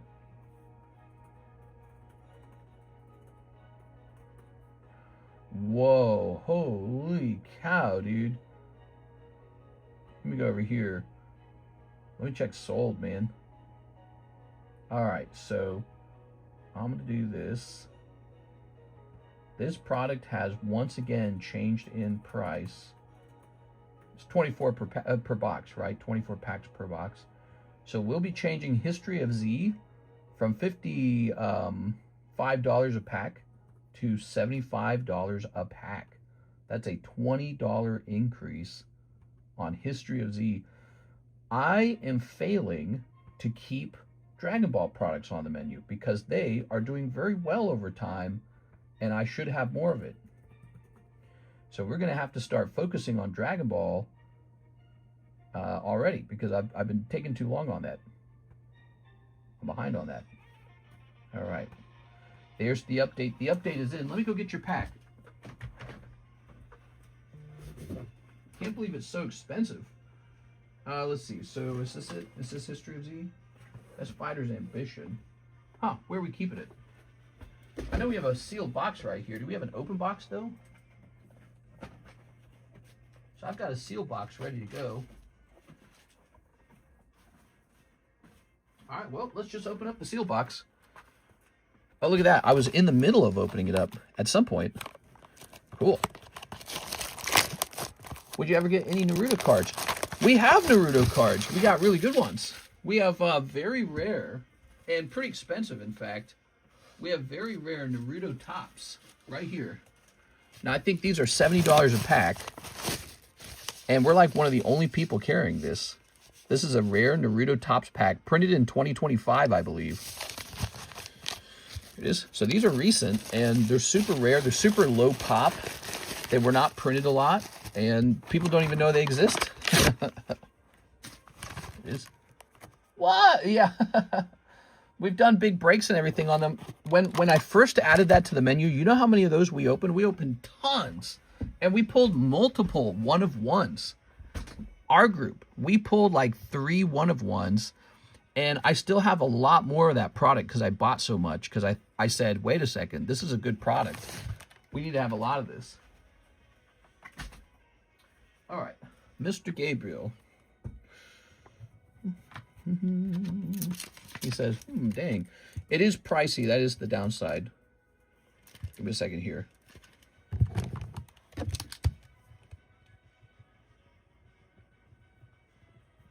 All right. Okay, good. Now, people don't know you exist, mister. Well, we have a broad and sometimes very weird menu. But you're right, there's a lot of like, man, there's so many Whatnot streamers. There's so many TikTok live streams now. There's so many streams, it's crazy. eBay's got streams. Everyone's got streams now, so we are. Ooh. You know, to know everyone's menu is a lot of work. Very nice. Thank you, Gabriel. Appreciate it. Gabriel, the pack's so expensive, you keep your bulk. I forgot about this. That's an expensive pack, so you're keeping all your bulk. Let's go find your bag. By the way, it's nice to see you, Mr. Gabriel. I feel like I haven't seen you in a while. Let's see. Sorry about the price change on that one. You know we haven't changed the price on that in like 4 months. And it was one of those sets that was like exploding in price. So when you bought one, I immediately said, wait a second. When's the last time we did a price check on Dragon Ball History of Z? So we had to check that one. Mr. Graham. Whoa. I can't believe this is expired. That says 625. Gregory Panetta. He just left this here. Why would he do that? I'm going to leave it in the box. It's a really nice thing. New bag for you. Welcome back, man. I watched since the COVID. Appreciate you, Mr. Been busy. I'm glad to hear that. It's good to be busy, guys. It's good to be busy. Busy building something, working on something. Making out with somebody, hopefully.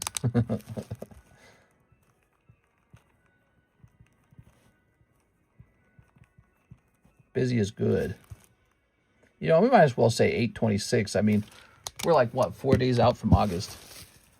Ooh, it's almost time, guys. In Missouri, they're going to vote on whether we become a no-tax state. I don't even know if I'm going to go vote on it. I might be too lazy and not vote. Because if Missouri votes no, I'm just moving. So it doesn't matter ultimately. I'm just going to move to Tennessee or something. We are. But if they vote yes, boy, there is a much better case to stay, which maybe in a way it's not a good thing. We have a G.I. Joe gym break down here. And this is a this is for a spot in the actual box break. Okay, so box break spot is $40. You can take a spot over here for gym break. Now I'm offering that so that the G.I. Joe box moves faster. If you've thought about jumping in there for the fun of it, I mean, hey, imagine you open a whole box of G.I. Joe for $20. That's a fun time. We are. Pokemon cards aren't always, or let's say card opening isn't always about making profit. Sometimes it's just about having a good time. Let's see what we got here. So, who's next? Coming over here to orders. Let's see. Mr. Likes M.A. Kin out under 6, the covet 6 tips only. I have no clue what you just said. I think I need a new bag. We got you a new bag. All right, who's next? We got an order from Ryan Shapiro. First edition Rocket Sublist. Oh, it's going to go off twice tonight. If people want this rocket pack enough, it's going to go off twice. Ryan Shapiro. All right, there you have it, Mr. Ryan. Good. I'll take 2 spots with credit. In here? You're going to do that? Are you sure? Oh, it's going off. All right. This is going to say 15. It's going off twice. Is Eddie here? Is he watching? We need him to witness. Witness me! 6 inches, 6 feet tall, 6-figure Pokemon card collection. Or don't even talk to me. Where are my cards? Here they are. Oh, yes. Remember when we used to do sound effects? We need to get back into sound effects. I miss sound effects. Wait. This is not a gym break. Although it could be a gym break. That'd be funny. But this is a simple break. Okay, so we got Psyduck. He's back. 1, 2, 3. And a 4. There it goes. Now, you know the story on the Psyduck, right? He's a hand-drawn Psyduck, and you can keep him, or you can trade him back for the chase item. So you can either have your spot in the rocket pack, or you can have this Psyduck. That's what that's all about, okay? Somebody at some point might want the Psyduck, and they might jump into a break to try and snatch him. Oh, by the way, if you do pull him, he gets encapsulated too, and he's got my little signature on it, and it's just a cute little thing. And I think I'll be forced to go draw a new Pokemon at that point, because I think I'm out of drawings. All right. Good luck.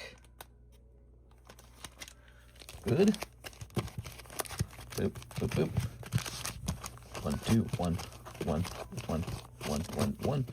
Boop, boop, boop, boop. All right. Give me 2 numbers, everybody. 2 numbers. Mr. Kihiro, you get 3 and 4, right? Eddie, Ryan, Key. What happens if no one takes the Psyduck and we run out of space? I don't know. I think if we're running out of space, I'll have to swap over to like even smaller like dashes. Okay, so we got 5 and 3.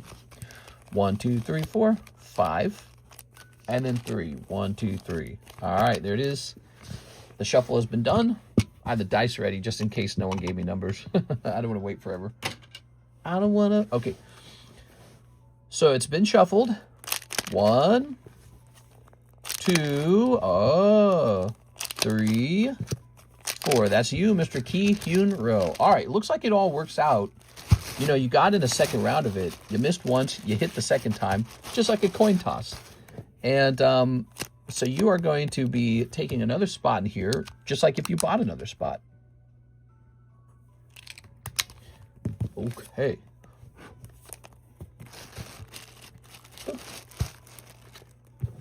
Tossing that up there. Meow, meow, meow, meow, meow, meow, meow. We can throw, well, let's grab another one of these. We're going to say Ro, Ki, Hyun. Good. The Chinese pack, not the Chinese pack, the first edition rocket pack is moving well.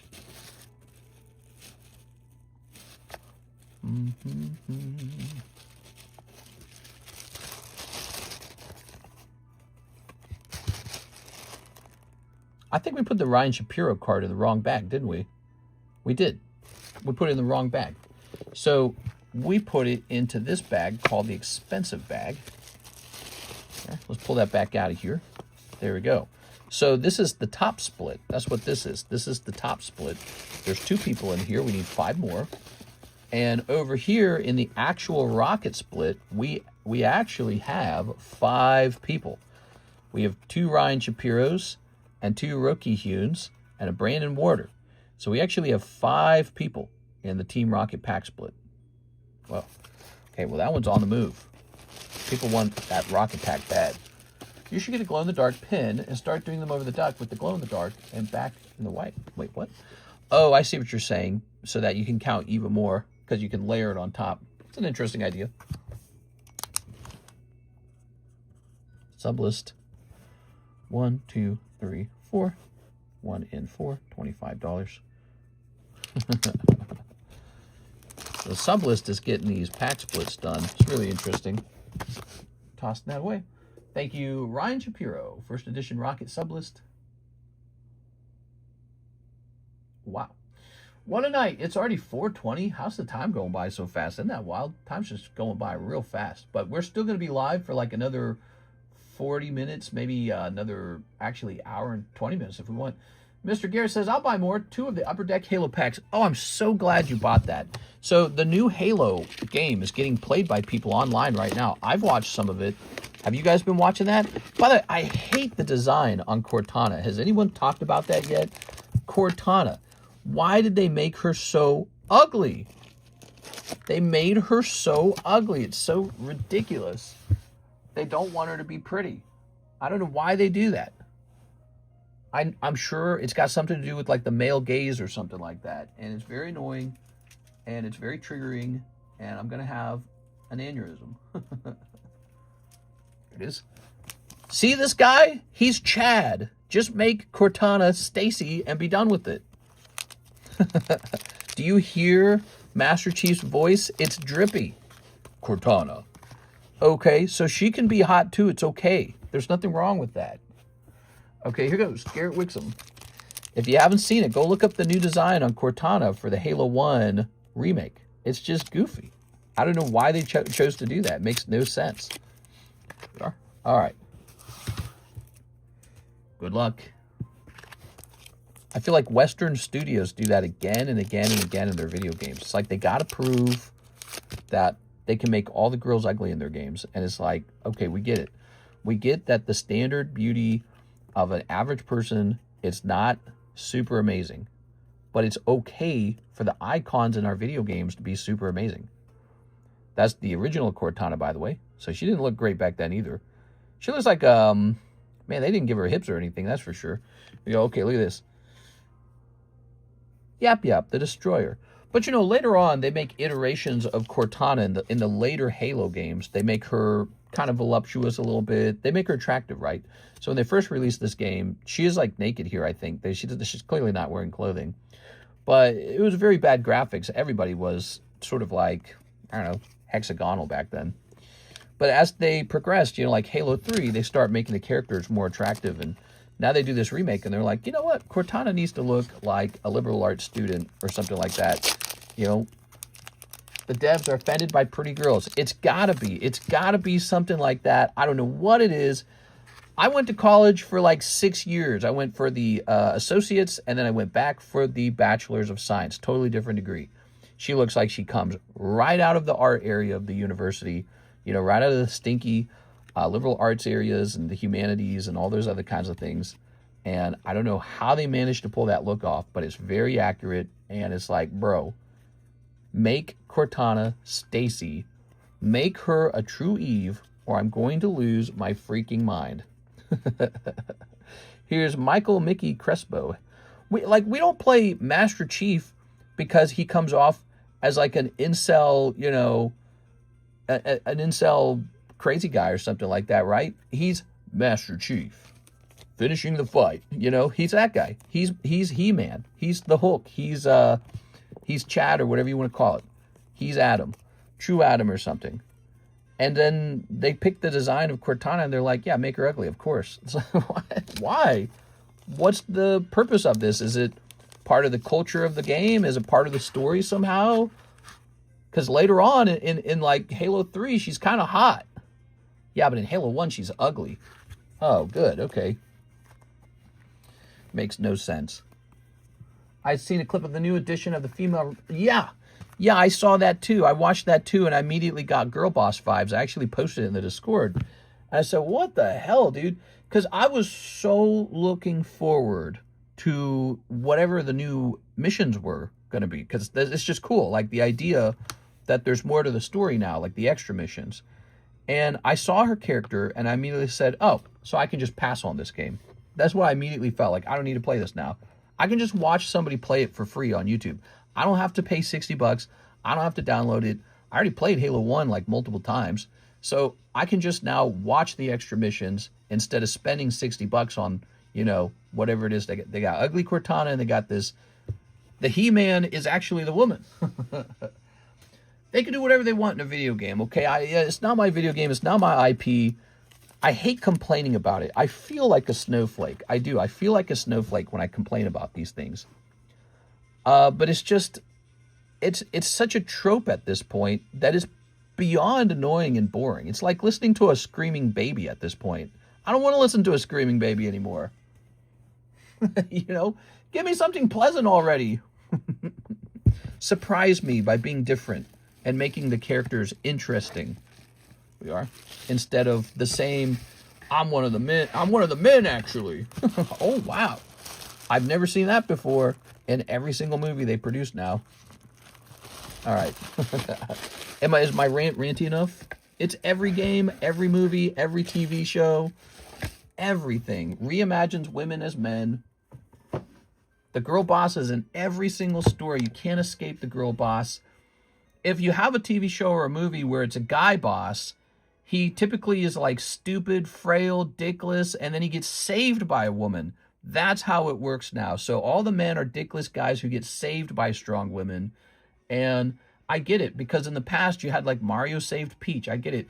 The sad damsel in distress, that was all the old fairy tales, which, by the way, that's closer to real life anyway, so that's why those stories were written that way. But I get it. So we do an inverse of that now, right? But that's all you get. Every story is that now. Every single story is the same exact archetypes. Woman strong, man weak. The women are the leaders. You know, it's like, it's not even slightly new or interesting anymore. It's kind of unrealistic a little bit. And I hate feeling like it's always politicized. Everything's political. When I play a FromSoft game, nothing feels political. When I play any Western game, it's all like from the perspective of some stinky person who just got out of college, and they've got like this resentment against the world, and they got to prove something, or they got to make a statement. Oh, make a statement. They got to make a statement about women are actually ugly and the male gaze is wrong. But also, here's He-Man. He plays Master Chief. You know, it's like, oh my God, dude. Anyways, I've complained about this too much, and I'm sure I'm driving the girls nuts when I complain about this, but I'm just telling you, that's how it is. Let's see, I seen a clip of Mr. It's the modern-day version of the ideology in Russia that decided to kill the farmers. Yeah, you're talking about Marxism, right? Is that what you mean? Let's see what's next. Yeah, it's humans' obsession with equality. It's humans' obsession with, you know, getting rid of the hierarchy. I get it. I get it. If this is a rant, we should be doing Pokemon. Let me get back to Pokemon. Let's see. It's so crazy because I didn't really watch too much of the new content to spoil it for myself. You know why? Because I am interested in buying the new Halo. I love Halo. It's a fantastic memory. It's nostalgic. It's like purchasing a remake of Pokemon Red. Yeah, I want to do that.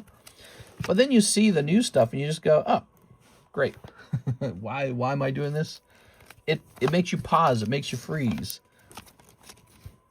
It's like when you see that new movie by Christopher Stinky Nolan and you go, okay, they made a famous ancient Greek mythology story and didn't include one Greek person in any major role. And you just go, what? Not in the series Preacher. Jack Preacher is the biggest and strongest man in the story. No woman is his boss. I don't know if let me see, not in the series Preacher. Oh, okay, you're saying there's like a TV show or a book or something. I see what you're saying. All right, guys, so welcome to the late night Saturday stream. If you just clocked in, you caught me ranting. I'm sorry about the rant. We are still having fun, though, I promise. Let's see what the next order is. We have a Jonathan Lewandowski, and he says spot on the rocket booster and a spot in the sub list. Wow, that's a big order. It's a $120 order, and we're going to get it serviced in like 2 seconds. Are you ready? Jonathan. I don't know, guys. Are we cooked? Are we ever going to have a video game that feels special again? a game that feels like it comes out of the mind of somebody who's like deeply passionate or deeply romantic, or like wants to make a statement about perfection or something like that. Is that ever going to happen again? Or is every single game, movie, and show just going to be like, life's unfair, we want equality or something like that, Marxism? It feels an awful lot like that's all we're ever going to have ever again, is this obsession with it. And it's like, I get it. The world is super unfair, but it's like, I don't want to lose out on the extremities, the far ends of the bell curve, because people are insecure about it or jealous about it, So, you get like these terms like Stacy or whatever, because there are women who are much more beautiful than everyone else. And are we just supposed to feel bad about it all the time? I don't want to. I don't want to feel bad about it. I do want to admire it. I want to admire it when a dude is much hotter than everybody. Same deal. I want to say, hey, that's something to aspire to as a human race, even. Not become, not have shrinkage or something. I'm mad. But so I have to be mad now, because I never get a video game like I used to in the past. The people who made Halo all the way back in whatever it was, 2001 or whenever the first game came out, they would have never made Cortana look like that if they had, well, who knows? Maybe I'm speaking for them and I shouldn't say that, but, there was just a different feel back then. Everything wasn't resentment. Everything wasn't equality. Everything wasn't like this obsession with, hey, how ugly can we make all our female characters? There's like an obsession with that now. It's so weird. Like, at first it's different, and like BioWare was doing it, right? Remember, BioWare's doing it. And at first it's kind of an interesting idea. It's like, yeah, why do we always have hot girls in games? That's not realistic. Yeah, Tomb Raider, her boobs are too big. Those are fake big boobs. Yeah, the Mortal Kombat girls, their boobs are too big. Okay, we're like 10 years into it, and I'm like, I'm tired of it. Some girls have big boobs and they're hot, okay? It happens. It's real sometimes. It's okay. Every video game character doesn't have to look like a femboy. Ironically, Cortana, the old original Halo 1 Cortana, does kind of look like a femboy. Most women are game developers and gay now, mister. What? I don't know anything about that, so I don't know who gets hired or... Yeah, it makes a lot of sense that people who are into art might be, LGBTQ or whatever, so that's fine. It's just, when they were making the sculptures back in ancient Greece or Rome, they weren't making, like, ugly sculptures. They're like, how do we make the hottest... that's where they came up with, like, the Greek pleat and all that cool stuff, right? They're like, how do we sculpt perfect muscles on these bad boys? It's all effed up. The way characters look in games is really unimportant to me. Yeah, well, it's not unimportant to everyone. That's why you hear people complain about it so much. Maybe, like, you see it and you go, it's a non-issue. But if that was true for everyone, we wouldn't be talking about it. Let's see. We're rotating. Chun-Li from Street Fighter 2, one of the first games, Waifu. The way characters looked in games, really unimportant to me. Yeah, they started adding, like, sexy hot girls to games. And that just really upset people, I guess. I don't know. It's like, they came up with that term, the male gaze. And it's like, let me think about it. Guys like girls who have visible boobs and visible butts because nature? It's not a trick. It's not some sort of evil that men cast upon women or something like that. It's just girls have butts and boobs and guys generally don't. And guys are looking for that. Not a trick. It's not something that men asked for to be attracted to those things. It is. Like, if you make a guy character in one of these slutty novels that the girls love to read, he's tall, he's 7 foot tall, he's got huge shoulders, he's got a thin waist, he got 6-pack abs, he's the knight of the king of the prince of whatever, he's got the 7 foot wingspan, you know what I mean, he's a vampire, whatever it is, right? Girls didn't ask to find all that stuff attractive, it just is. And I don't think as a race we should be ashamed of it. Just part of being an animal, But it's so weird. We have to make every girl in every video game ugly now. And it's like, why? What's the virtue of that? What is the virtue of giving Tomb Raider tiny boobs now? What if She's a fictional character. What if she just did have big boobs? You know, same with like these characters in the books I just mentioned. What if there was a guy who was 6 foot tall with like a wingspan and rock hard abs and, you know, whatever, right? What if that really happened? It's okay. It's a fantasy. We don't have to fix that character. He doesn't have to have a dad bod. He doesn't have to be a loser. You know, maybe he'll be a loser in some stories. Here's Joseph Smith, 1 Pokey Shuffle. You ready? We don't have to do that. It's okay. And it's a weird thing because the men don't complain about this kind of stuff as much. You ever notice that? How many men do you hear complaining about He-Man? You don't hear about it as much. Like, you don't hear a lot of guys saying, well, Master Chief has a voice that's too deep. He really had to have a voice like this one. You know, they don't change. He's got a nice, drippy voice, a deep, high testosterone voice, or whatever you want to call it, right? You don't hear the men complaining about that because we know it's futile. We know it's stupid to complain about that kind of stuff. If you changed his voice to be squeakier so that, you know, men don't get insecure about it or whatever, everyone would look at you like, you just ruined Master Chief. Like, why would you do that? But so it just doesn't happen. But yeah, it happens to the girls all the time. I don't know why they do that. Mister, another sub list on Rocket? Yes, sir. Did I not put it in there? Yes, here it is. And let's see, do you have room on your store credit card? You currently have $15 remaining, so you need $10 more. Let's see, JC says it's not just in games, it's all over society, it's marketing, good-looking people sell products, simple. Yeah, it's just how it is, you know, just how it is. For example, I'm very handsome, right? But I get where it all comes from. I get where the urge to make these designs come from. It's just, there's got to be something beyond our supposed educated thoughts about these subjects. It's like, at first, it's like this. When you're young, Tomb Raider has big boobs. Lara Croft from Tomb Raider has big boobs. And that's great. Then you get older and you go to college and you become super smart. You're so smart, it's like a stinky smell on you. And you go, Lara Croft ought to have small, realistic boobs. So you're enlightened now because you went to college. But then there's your third stage of evolution, where you go back to, why the hell did I care about all that so much? That was so dumb. I thought I was so smart, but I was actually just a dumb, skeevy guy with this sort of like arrogance and unbelievable pontification over something that's really just sort of like baseline human addiction, dopamine, you know, like imperative motivations and ambitions. It's like, who cares? Who cares that Lara Croft would have big boobs? So you go big boobs, little boobs, big boobs again.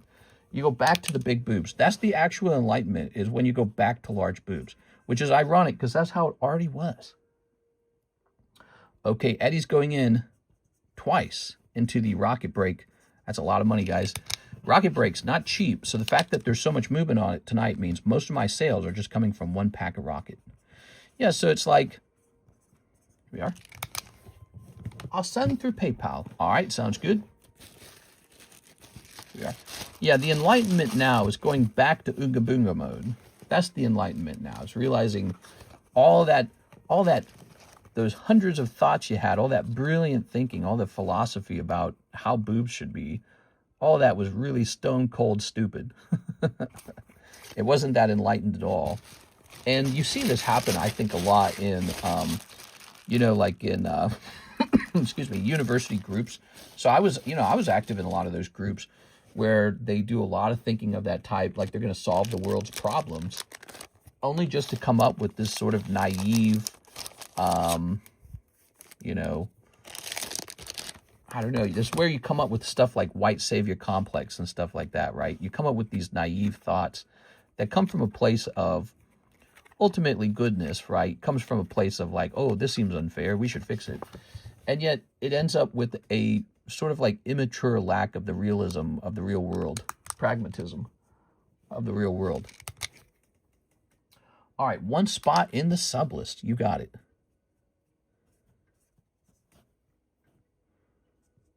Okay, it's like if a child woke up one day and said, well, what if everyone just gave each other's money? Then everyone would be equal. And it's like, whoa! We never thought of that before. That would be so good. Here's Venusaur. I'm yapping. Here's Hitmonlee. Here's Force of Despair. Here's Bazby. If Pokemon cards were drawn ugly, would people still buy Pokemon cards? Well, there is Garbodor. He's kind of ugly. Actually, the ugliest Pokemon I can think of would be Crabominable and maybe Guzzlord. What do you guys think is the ugliest Pokemon? There's some ugly Pokemon, right? Like, what's the liberal arts major fish? What's the name of that one? I'm trying to remember the name of that one. It's in my mind, but I can't think of the name of it. It's like, it's got those little teeth. I said for 2 spots on the sublist. Whoa, sublist complete. Roki-Hyun, 2 spots in the... Per ugly. Per ugly. All right, here we are. So, let's see. So, Eddie bought 1 spot in the list, and Mr. Roki-Hyun bought 2 spots on the sublist. All right, flipping the coin again, huh? Trying to get lucky over here. 1, 2, 3, 4. Everyone is here. Jonathan is here. Eddie is here. I don't want to have to add this to the breaks history. Defeat this Pokemon. It's the ugliest Pokemon. What is his name again? Rudiclus or something? I can't remember. There's some ugly Pokemon. Excuse me. All right. All right. All right. Boop. Anyway, so that was a long rant on Halo, and I haven't spoiled it too much for myself, but I am contemplating not buying it if it ends up just being like the extra missions or just some story about some boss babe and she's the strongest and Master Chief needs to does what she tells him and she's going to rescue him. I don't know if that's what happens in the mission, but maybe I should find out. And then it's weird though because I don't want to spoil it. And then the Cortana design, she's like the only other character that matters in the whole story. Like, yeah, there's the, there's a sergeant and all that, but it's like, she's the only other really intimate character. Give me 2 numbers. This pack went quicker than I thought. Yeah, it's kind of surprising me too.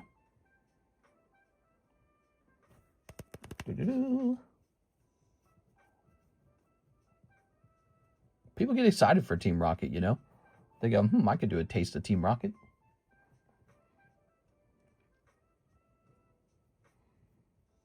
Two numbers to split the cards. Number 1 will be 1.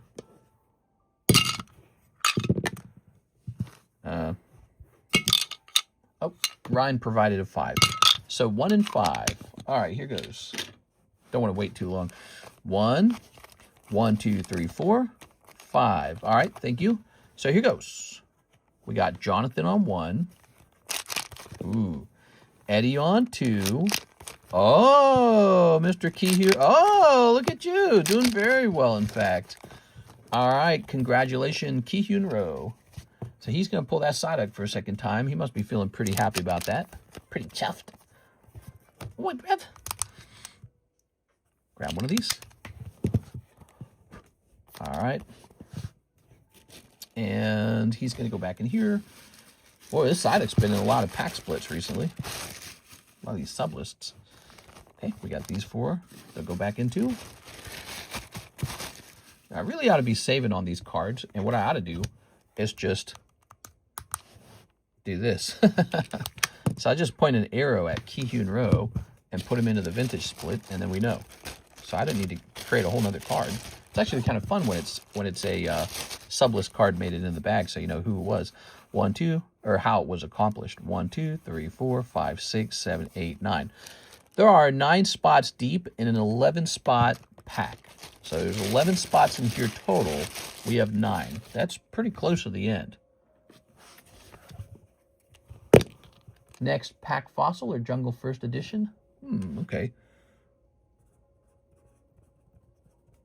Sublist 1, 2, 3, 4. 1 and 4. 25. Good. Okay. Da-da-da. Fixing that. Very good. Pokemon Fossil. That one's got the Fossil Psyduck in it, doesn't it? Oh my gosh. Last 2 packs in the Rocket Pack Split. Eddie Berto just bought out these last 2 spots. All right. So the pack split shall go off tonight. So that'll be the news story of the night. All right, get ready, guys. This is a $1,100 item going off. You know, it's weird. You don't see us opening a lot of Pitch Black. You don't see us opening a lot of Ascended Heroes, but here's a $1,000 item going off. Okay. Holy crap, that's expensive. Holy carp. 1, 2, 3, 4, 5, 6, 7, 8, 9, 10, 11. So we got 11 there. We won't be needing this sublist card anymore. Okay. Opening his Troy. Ready? Ooh. We have 7 years of doing these pack splits. 7 years I've helped people open vintage cards. Pretty crazy. Done a lot of box breaks too. I don't know if we'll ever do another big Rocket box break again. Maybe we'll someday. Maybe I'll pull out a loan and buy a whole box of it and get it started. I don't think any of my remaining boxes will ever be up for break because I feel very confident in their authenticity. And that's becoming kind of a big deal these days, authenticity. Ready? That's 5 spots for that dude, huh? It will sell. A vintage box break? Yeah, it probably would. Oops. Scary to ship that kind of stuff too, you know? So expensive.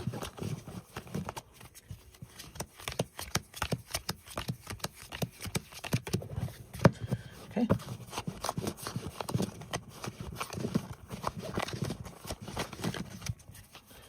All right. Now, can we get 2 numbers from the audience to split the cards? Just hard to trust online nowadays. Man, it's too true. It makes me nervous. I get super nervous myself. Actually, I just got hit with the fake pack myself the other day. What was that pack? Do you guys remember what it was? Sandstorm? Yep, it was a fake Sandstorm pack. 1, 2, 3, 4, 5, 6, 7. Only cost like $500. So there's one. What's the second number? I'll use dice. I noticed you guys don't love picking numbers.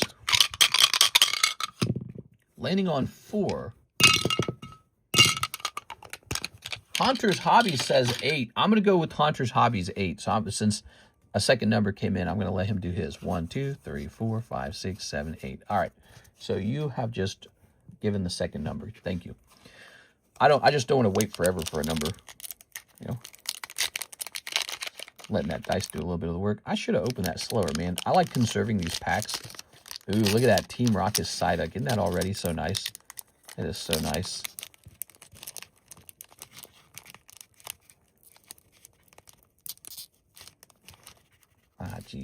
Geez, Rick. Okay, well, I want to conserve the packs, and what I'm going to do with them, I've decided I'm going to put them into like a big picture frame, like a wall-sized picture frame, and they're going to be wall art. So that's what will happen someday in the future, and this one's going to look terrible.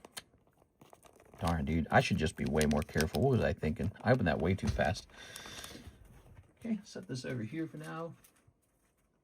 Ready? So, card number 1. What shall it be? Ryan Shapiro. All right, Ryan. Is Ryan watching tonight? That'd be nice. I don't think I see him. Card number 1. Oh, Dark Kadabra. Wow. Savor it, guys. It's so cool. Okay, Ryan Shapiro, Dark Kadabra. You forget about that one, and yet it's still so good. So good. Okay. Nice. I don't pick numbers unless I'm in the break. Oh, that's an interesting way to think about it. It don't feel right. You don't want to be cursed with it, huh? Like if you give the card out to the wrong person. Eddie Mendoza, getting one of these uncommons. The uncommons are very good. They hand out very high value cards. Okay. Unless it's nightly garbage run, which is what was pulled right now for Mr. Eddie. All right, Eddie, let me set this. Actually, where's your bag? Where's the Eddie bag? Is it just sitting right here? We gotta find your bag either way. Let's go looking for it. Here's Edgar Gonzalez, Elizabeth, Eddie Morales, Edward. Wait. We didn't write the bag. Here we are. Ta-da! All right. There we go. So we know we got multiple spots. We'll just set you right here. Let's see who's next. Eddie Mendoza taking another uncommon. That's not bad. That's not a bad situation. Okay. So I'm looking at the back of the rare. And first of all, let me point out, it looks really clean. But second of all, it's got that red tinge. I think it's a light pack. Oh, double trainers. Okay, not a good booster pack. What would have been good is Charmeleon and Flareon and Jolteon and Vaporeon. What do we got? Whoa, it's that last sublist. You are so lucky. You're pulling the rare. This is the important card. Now, we don't know what it is. It appears to be a light pack. But it could be Dark Charizard. Yeah, that to me looks like a light pack. Man, might have a shot at a 10. Very light shot at a 10, might I add. But it is looking pretty clean. I'm going to go ahead and do that for you. We don't even know what it is yet. Okay. All right, so that'll be a secret till the end. Okay. Here's Roki Hyun. So we get to see what this is. Let's see what this is. Okay. Do you see how clean the card was? That was a clean card. Voltorb. Zap, zap, zap, zap, zap. Let's see. Ooh, what have we done with you? You got a box now? Yeah, you get a box now. Okay, that's what's going on. So let's just grab a little baggie out of your box. Maybe this baggie. Keep that with us. Okay, so we got Eddie Berto. We got Roki Hyun. He's got the Voltorb. I know we got Jonathan Lewandowski in there somewhere. Now, at this point, we're in the commons, guys. What you're hoping for is Charmander. But also Squirtle's good. Eevee's good. Dratini's not bad. Brandon Warder. All right, Mr. Brandon. Brandon's a long-time customer. Actually, a lot of these guys are long-time customers. Stanky Manky. Popular with some people, you know. Manky. Beatrice, Bridget, Brett, Bill, Bryce, Benjamin, Brady.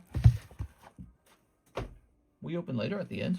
We reveal the rare at the end to build up the suspense. Are you shaking in your boots? Yeah, we reveal it at the end for the fun of it. We like to reveal the hit at the end if we can. Sometimes I don't know where the hit is in a booster pack, so I reveal it too soon. Eddie Mendoza. All right, so Mr. Eddie, this could be Charmander. Let's see what we got. You got hit with 2 trainers. That's unlucky. They're still valuable if they grade 10. Dark Raticate. He's okay. At least it's not a trainer. Dark Raticate. Okay. Yeah, it's pretty rough. Sorry about that, Mr. Eddie. Let's see what else is here. Jonathan Lewandowski. I would prefer not to have pulled 2 trainers. I would have wanted a Dark Charmeleon. But that's the thing. It doesn't come for everybody. Oh my gosh. Slowpoke is so cute in the Rocket Collection. Jonathan Lewandowski. Not a Charmander, though. So maybe still time to pull a Charmander. Where do we keep Jonathan Lewandowski these days? Oh, that's heavy. Sometimes I'm holding these boxes by the tip of my fingers because I have to reach so far for them. All right, Mr. Jonathan. You got a lot of stuff, man. Okay. If you ever want to trade junk to get in a break, let me know. We can get rid of the cards that you don't want, if there's any cards you don't want. It's almost like a donation. You can think of it like a donation if you're just not interested in the trade slab. But here's Ryan Shapiro. Just a way to get rid of that junk. Have a little fun while you're doing it. Ryan, could this be Charmander? Machop. All right. 1 Machop. This break finished super quick. Yeah, we could run it a second time, but you know, people might not like it on the second run.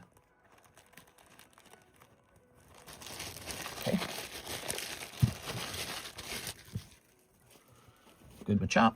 And here's Eddie Mendoza. Please, Lord, let it be a good one. All right, I'm liking how clean it is, first of all. Okay. This is the last unknown card in the pack. Yes! All right. That's what Eddie needed right there, is a good Charmander, right? Okay, good deal. All right, good. He went pretty deep in that pack. He's got to pull something, man. The Charmander's meaningful. Good pull. And who's got this last card? Roki Hyun. I'm trying to remember what that was. What was this card? Was it Squirtle? Wow, this looks really nice. Oh, it's Psyduck. Wow, such a nice Psyduck, dude. All right, I like how good he looks. You're getting a top loader for it. If a card looks like it might grade 10 and it's old vintage stuff, I might just slip it into a holder for you. All right. Seems like it makes sense to do that. Okay. If it doesn't look like it can grade 10, I might just not do that. Okay, you ready for the reveal? Here's the reveal. Mr. Roki Hyun takes the rare card.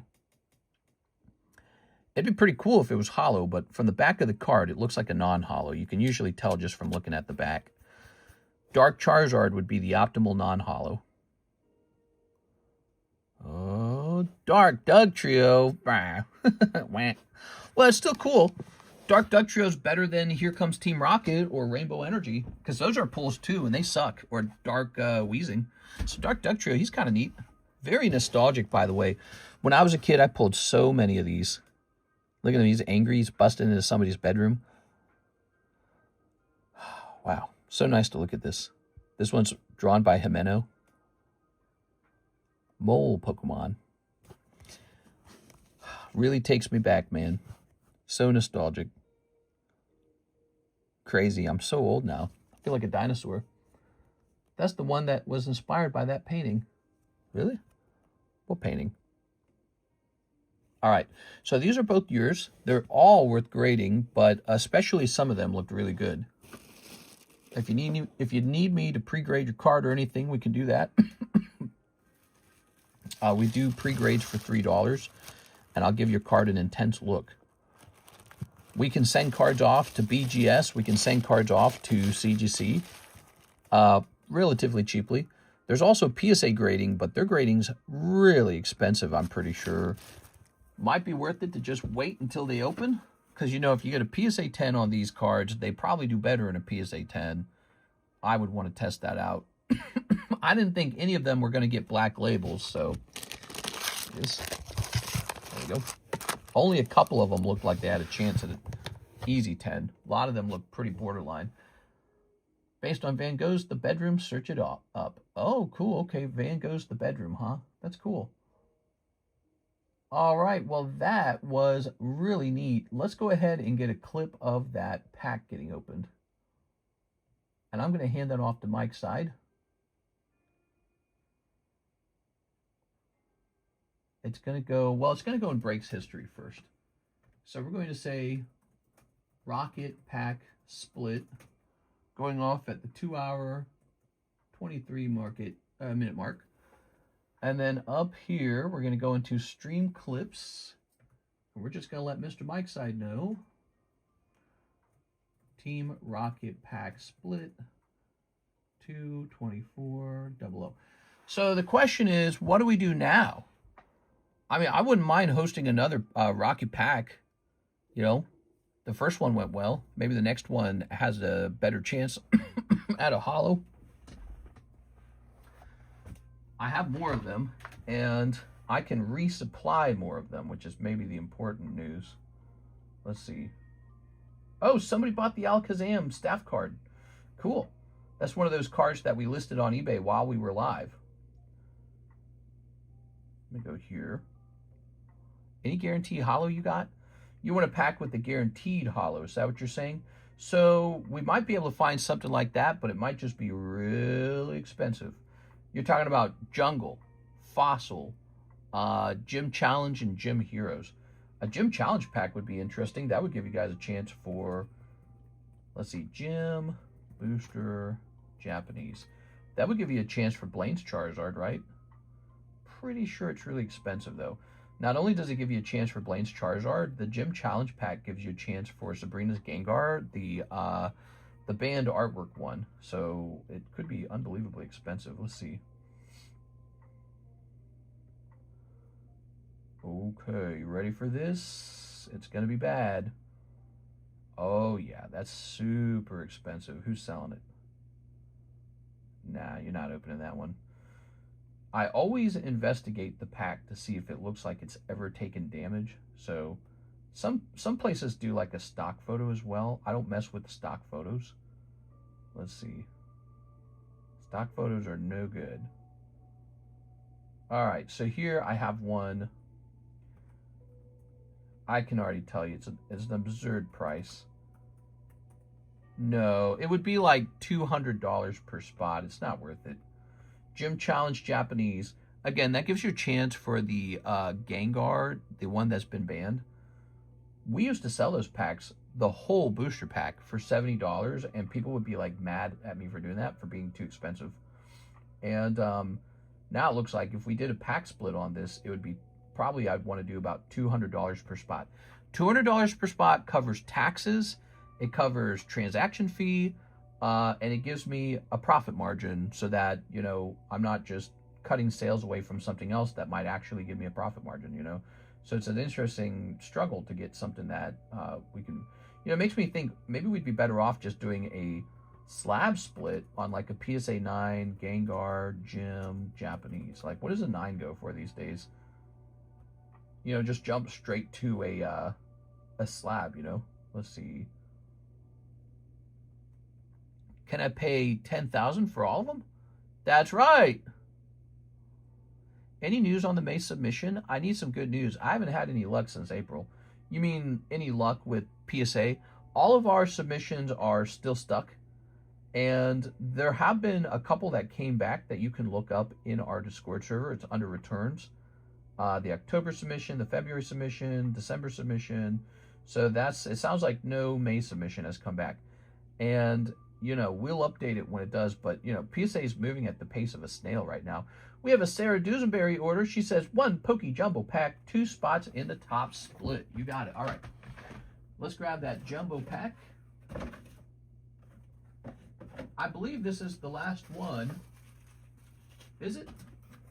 This is the last one. Can you believe it? There it is. We also have this fun item here, guys. This is just the regular Jumbo pack. It's a $40 break. You get all these packs if you get pulled. Look at all this. You get all these English packs, Chilling Reign, Pitch Black, Perfect Order, Chaos Rising, Ascended Heroes. You get Japanese, Korean, and Chinese packs, and then you get some non-Pokemon as well. And these are pretty cheap, most of these. So most of the value is based in the Pokemon packs, but we do a mix.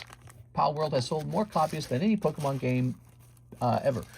I heard that. It's a very sort of like headline-catching thing to say, but Pal World only has one game. Pokemon has been selling a lot of games for a very long time. So when you add all their sales up and compare that to Pal World, it's pretty, obviously it's going to look very different. But yeah, Pal World, it's really fun watching them sort of like succeed. And they've got like a little card game coming out on the 31st too, which I haven't ordered. I need to order some of those. We are? All right. I need to order some of those. Pal World. Ready? Scalper's going to ruin Pal World too. Yeah, maybe at first. I don't think in the long run though. It's very funny. Okay, you ready? You might see a time period for a while where Pal World cards are like, oh man, did you get the latest Pal World hit or something? Who's printing it, by the way? Who's the company printing it? You are? It makes me think kids aren't going to be nostalgic for Pokemon games. You are? Kids won't be nostalgic for Pokemon? Highly doubt that. Here we are. All right. Highly doubt that. But I don't even think it matters because adults will be nostalgic for Pokemon already. Here we are. No one's nostalgic for Pal World. That came out in the last 5 years.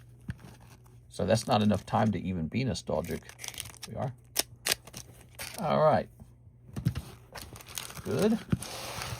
The game, no. The cards, yes. Ready? Ooh. So you're getting this for free, and it's a really solid card. Cool. Here's Pitch Black, Bashadon, Ancient Roar. Oh, Serena. Somebody come get her. Exactly. It will be people like us pushing up the price of cards like the boomers before us with the sport cards. Here we are. Ooh. I mean, people worry about affordability with Pokemon cards, and it's like, then 2023 and 2024 hit, and all of a sudden everything's so cheap. The chase cards, the same price as a whole booster box. You know what I mean? So it's like, what do you want it to be? Do you want it to be that, oh, Pokemon cards have no value? Do you want them to be worth a lot? You know? Plus, you know, if you're worried about affordability, the kids can collect it in a new language, like Japanese or Chinese or Korean, you know, so they can go with other languages and get the cards much cheaper often. Korean packs are always a lot cheaper, so you can reliably just open Korean cards. So if it's just about the experience and not about investing, yeah, you can get cheap Pokemon cards right away for your kids and be like, these are Korean. And your kid will be like, I don't know any Korean words. Simida. All right, let's see. Here's, ooh, a cold one. Pokemon needs some serious competition. I think it's good for the hobby. Yeah, I mean, a lot of people have complained. Look at this nice Meganium. A lot of people have complained that Pokemon's not been taking care of us very well. Like they're too resting on their laurels. Oh, that's a chase card right there. This Meowth is one of the best cards in the Rocket packs. So you got Glory of Team Rocket Meowth, the AR. Very good. Put that with the Blitzel. So far, so good. Cold. Here's a 151. Any luck in here? Nope. Here's Terra Festival. All right. We got, oh, a Master Ball. Master Ball High Dragon, but it's not High Dragon. It's some other stupid thing. Korean expert here. Don't do that to your kids. Pokemon needs some serious competition. All right, let's put this over here. All right. Yeah, I think it'd be good if Pokemon felt a little pressure for once, you know? Having them be the market leader with no competition, it's, something should strike the fear of God into them. Here's this guy. Okay. And here's, I always forget the name of this set. I never remember it because it's such an unpractical name. Paranormal Activity. I don't remember the name of it. Here's Archeops. Good. What the hell is the name of this pack? I want to remember the name and I won't. Oh, it's too weird of a name. Here's Mega Ninja pack. Okay, we got Trevenant and Nihil Zero pack. That's cold. And Blood Moon Ursaluna pack with the Blood Moon Ursaluna in it. Scarlett Johansson pack. Ooh, you got cute little Ralts. Mister was the first scalper. There we are. Put that there. Here's Charizard. Oh, Mega Heracross. Triplet Beat. No Magikarp in the Triplet Beat. I always want to pull a Magikarp out of there. And a Cold Lost Abyss. All right, very nice. Paradigm Trigger.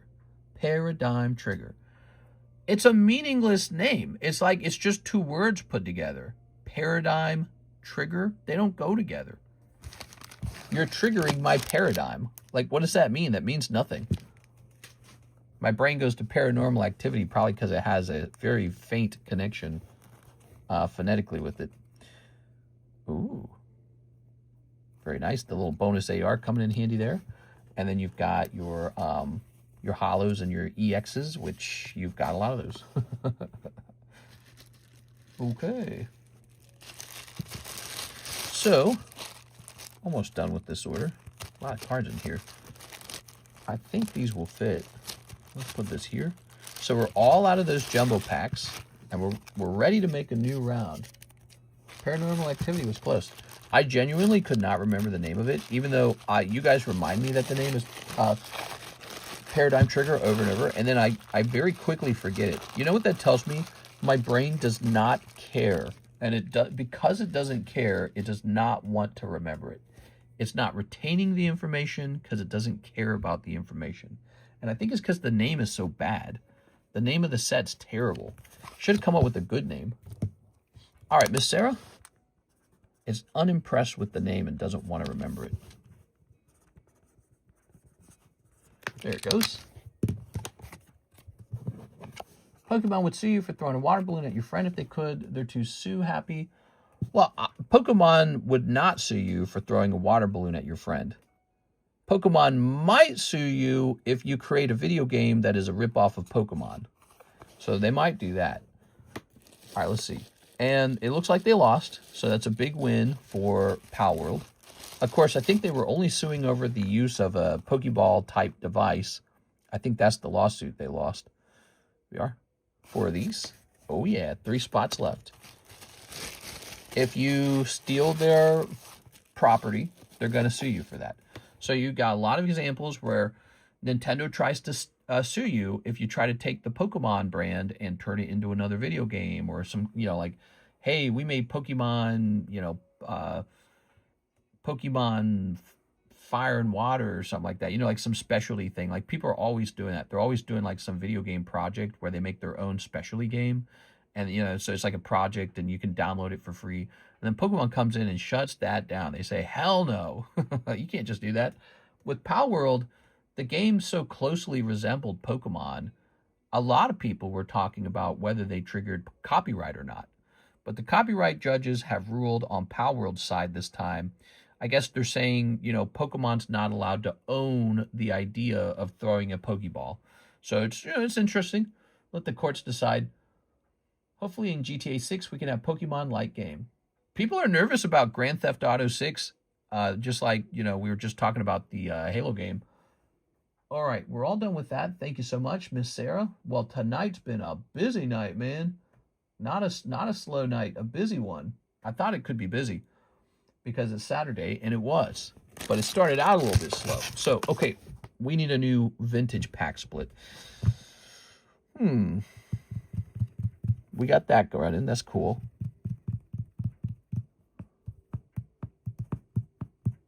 We ought to run a Naruto pack sometime. You guys want to do a non-Pokemon pack?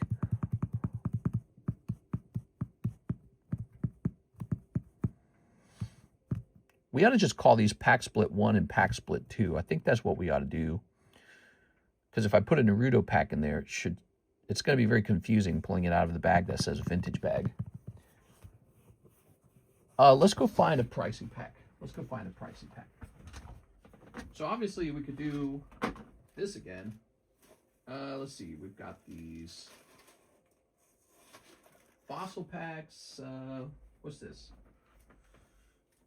Some jungle packs. Looks like we were stocking up on jungle packs at some point. Here's base set. It's all so damn expensive now. It's kind of nerve-wracking. So we could do like a pack like this. Here's a gym challenge. Didn't we cancel a gym challenge the other day because it wouldn't finish? Let's see.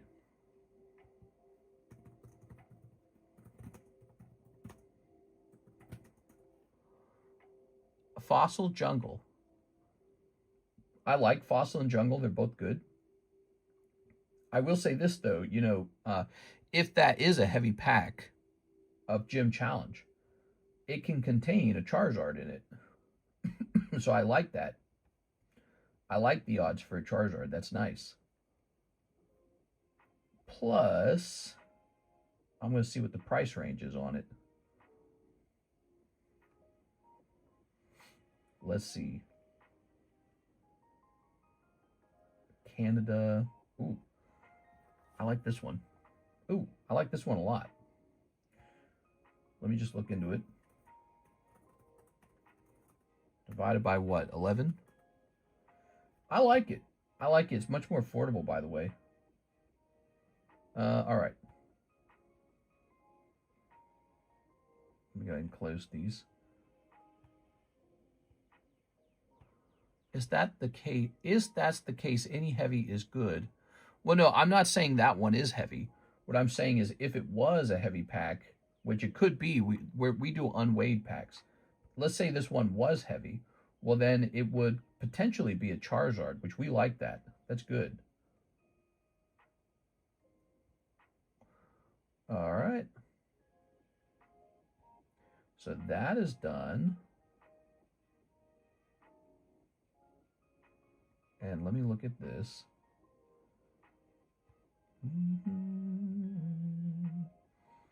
We're going to leave that alone. What about...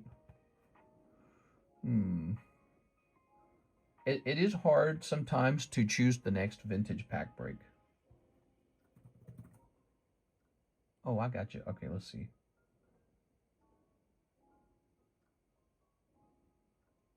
What is going on? This computer's so slow.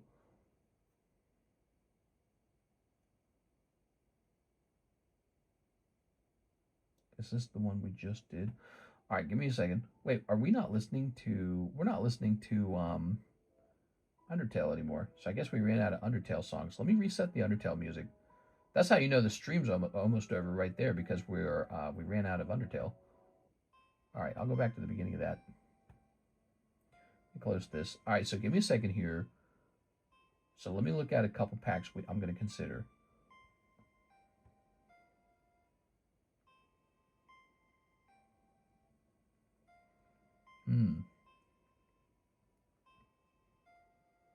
Wow, Jungle and Fossil are both so much cheaper than Rocket.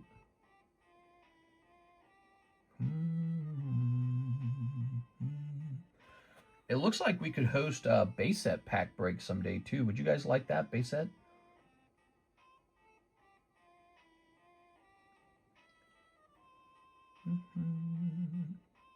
Why are these so expensive? I don't understand why that's so pricey.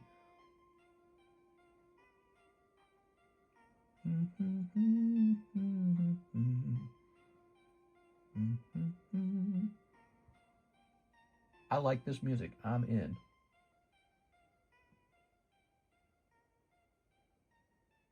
Okay, let's grab this. And say we'll take this, like that. All right, let's see what that looks like. Oh, that's a lot of money.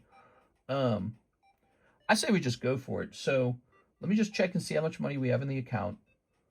What I'm going to do, we're going to take on a heavy amount of base set, I think. Actually, let me see this one. Hold on. Let me see this one more thing. Base set, Pokemon, booster. All right. Yeah. Tricky.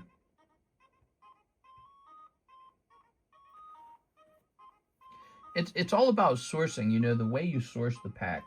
You can source it in a way that seems like it's going to give you like genuine shots at heavies, or you can source it in a way where it's like you're just getting it as cheap as possible, and that allows you to offer the break at a much lower price. Well, I'm not going to say a much lower price, but you know, lower enough that you're going to feel like, hey, this is worth getting into. But so it's tricky because if the lower price never generates a heavy pack, was it worth it? And then the other thing, let's say we go with the one where I like the sourcing better, but it turns out those aren't heavy either. You're right. Like, let's say they're all light packs and I've been gypped. Well, then you're just overpaying for light packs. So it is so hard to decide the best way to source these, to be honest. There's just no way to be sure about it, you know? Wait, these are first edition? Hold on, wait, let me look at this. Wow, it seems like you can get first edition Gym Challenge at a decent price. Let me see what this would look like. Hold on.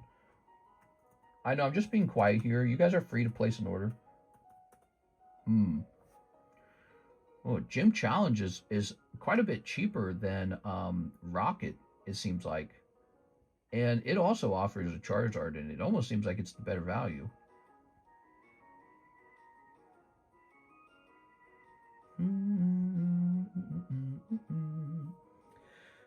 But I think I know what I'm going to go with. I'm going to do a heavy restock on, I'm going to do a heavy restock, I think, on Jungle. I think that's what we're going to do.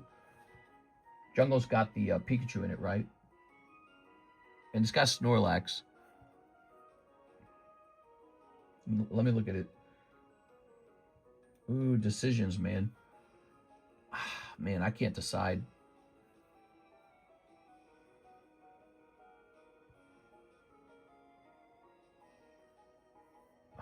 I'm about to drop $5,000 and I have to pick one.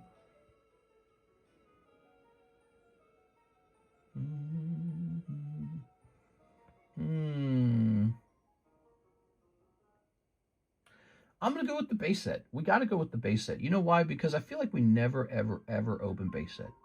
We never do. We just never open base set. I want to open it. Here goes. We're opening base set in the future, guys. All right, there goes. I just paid a huge chunk of money out for some vintage.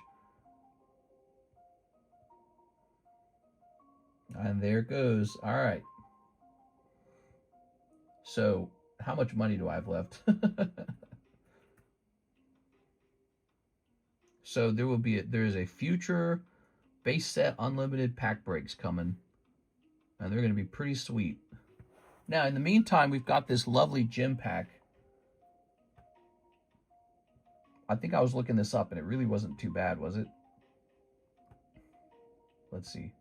Let me price this up for you guys. Digimon needs to make a game like Pokemon. Oh, yeah. For sure, man.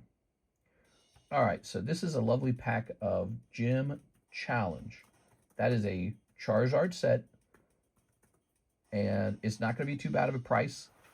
Let me grab it. You paid a lot for the Rocket Pack. This pack's a lot more affordable, almost by half. Yes. How do I buy packs? Hey, what's up, man? There's multiple ways to buy stuff. Some people like to go to the description of the live stream and use PayPal, ZELLE, CASHAPP, or VENMO to just send money over for what you want to buy. You can also see what's for sale in the menu, in that description. You are? I'm going to save these empty booster pack sleeves. I like those booster pack sleeves a lot. All right, you ready for this? So here's the fun part. The Rocket Pack was $100, right? Well, this is $59, almost half. And it's also a Charizard set, but not just Charizard. There's a lot of really good cards in Gym Challenge. I feel like it's the set that wasn't as well known as Team Rocket. Yeah, Gym Challenge, Gym Heroes. I feel like people didn't know that one as well. All right, let me put this sleeve over here. I like it a lot. Okay, good. Well, there we have it. How about that, guys? Now it's 5:23. We're going to have this order from... Oops, I clicked the wrong button. Jim works. Some good cards in there. Yeah, absolutely. Gregory Pablo says, can I get 3 of the Nihil Zeros? You got it, man. Well, guys, it's about time to wrap up. It's 5:23. I see the sun's coming up. All right. Another successful stream tonight. We got that Team Rocket pack off. That's so cool. All right. I just did a very expensive restock on base set unlimited and sourced really well. So kind of premium. We'll see what we'll see what happens. All right, cold. Cold. And Salazar. Trying to remember the name of that Pokemon. Who's that Pokemon? Can you read my question? Says J-Dog. He says, do you check out the person you buy from, or do you just buy? I always check them out and see where it's located. Yeah, I've been buying vintage packs for like almost 7 years, and I have my ways. Sourcing packs is patented technology. All right, here's Gregory. Let's go grab this.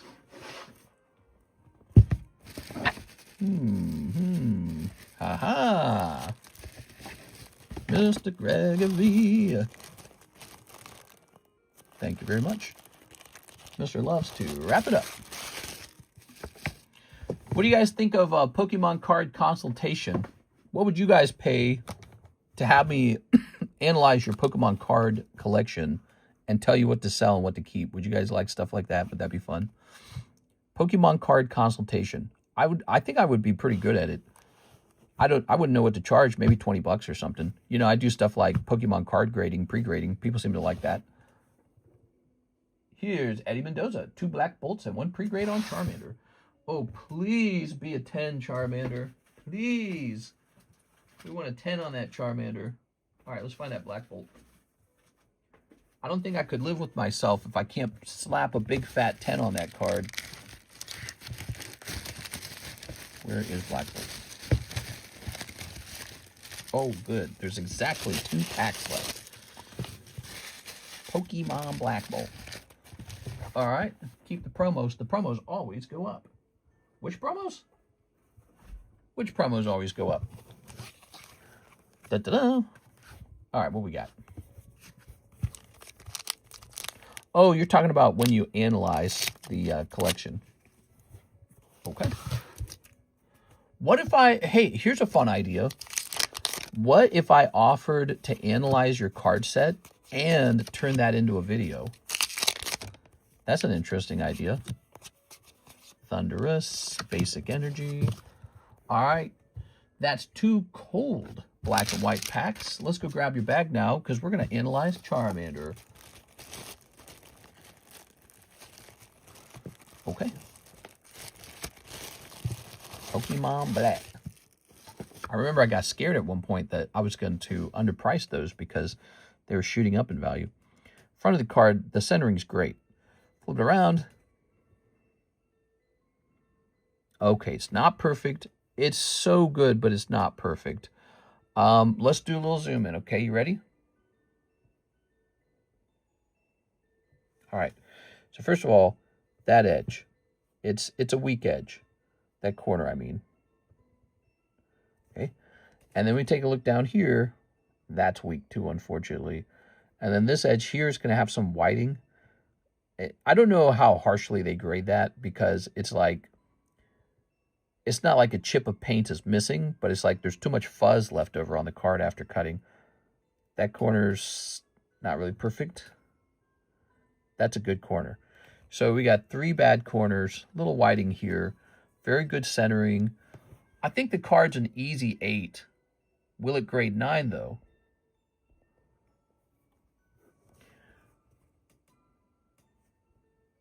I think you have a shot at a 9. Yeah. I'm going to set it at 9. Okay. I could pull it out and look at the surface. You can kind of see some of the surface through the sleeve here. Looking pretty good, actually.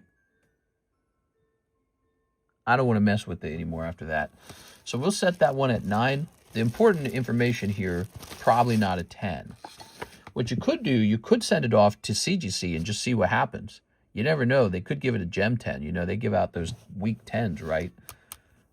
So, you know, I think it's probably going to get around a 9, but you never know. Maybe they give out a gem 10 on it. So you can experiment with that. If it gets a 10, you know, a 9.5 or a 9 and you don't like those grades, you can crack it and regrade it. But then it'll probably just turn into a 9, right? At like tag or PSA or BGS. Probably a 10 on a good day. Man, you don't know how hard it is to grade 10s at this point. 10s feel like they're virtually impossible. Thank you, Eddie Mendoza. You made tonight really special. I really appreciate it, man. Everyone did who jumped into these breaks, especially that Rocket pack split. Boy, it would have been cool if it was a heavy pack, but every pack can't be heavy. Mr. Justin, how's it going, man? Justin, I see you're trying to get an order in. We got really beefy website security now. So, you know, one of the things our website will do if you try to place an order is it will let the bank know that you're trying to place an order. And then the bank might do a security question or something like that. So I don't know how everyone's bank works. But I noticed you tried to place an order and it looks like it might have gotten stopped. All right. I want to mention this. If you go to the description of the live stream, everybody, there's multiple ways to pay besides the website. I'll just show you real fast. We're going to go here. We're going to go here. We're going to open up our own stream. So in case we got anyone new watching who wants to participate in our breaks and our, just regular, all the stuff we do, here we have our live stream. I'm going to close the chat. And then I'm going to click on more, ... more. We got 26 likes. That's not enough likes. I'm just kidding. We're going to click on see more here, see more butts. And there we have it. So right here, payment options. PayPal, ZELLE, Venmo, Cash App, Wise for international. And we don't have crypto working right now. I got to fix that, don't I? Do I have that written down? Yeah, I do have it written down. And then there's shipping, buyer agreement, secret menu, custom boosters, junk packs. You get junk cards. Poke Chinese. So you can scroll through here and see what's for sale on the menu. A lot of stuff. Oh, I need to know what's coming soon from Riftbound. Wow. All right, so there you have it. So there's multiple ways to make payments there. I saw that the Spirit Forge said coming soon. We need to remove that. It's not coming soon. It's already here. Okay, let's see. Not coming soon. It is here. Okay, hit save on that. Vendetta is 731. That's 2 items then. There's a new Power World set coming out and a new Riftbound set coming out. It's called Riftbound. Yes, League of Legends Riftbound. Vendetta. All right, sounds good. Well, guys, I think we wrap up here. Let me write that down for me.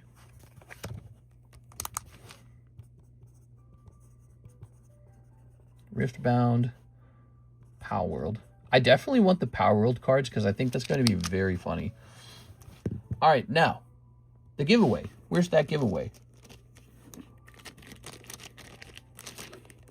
You guys wanting into this giveaway, I'm going to go over to our Discord server and allow you guys to now choose a number for the giveaway. Kind of late into the stream here. I ought to do it early in the stream, too. All right, the giveaway channel is active in the Discord server. All you got to do is pick a number between 1 and 20.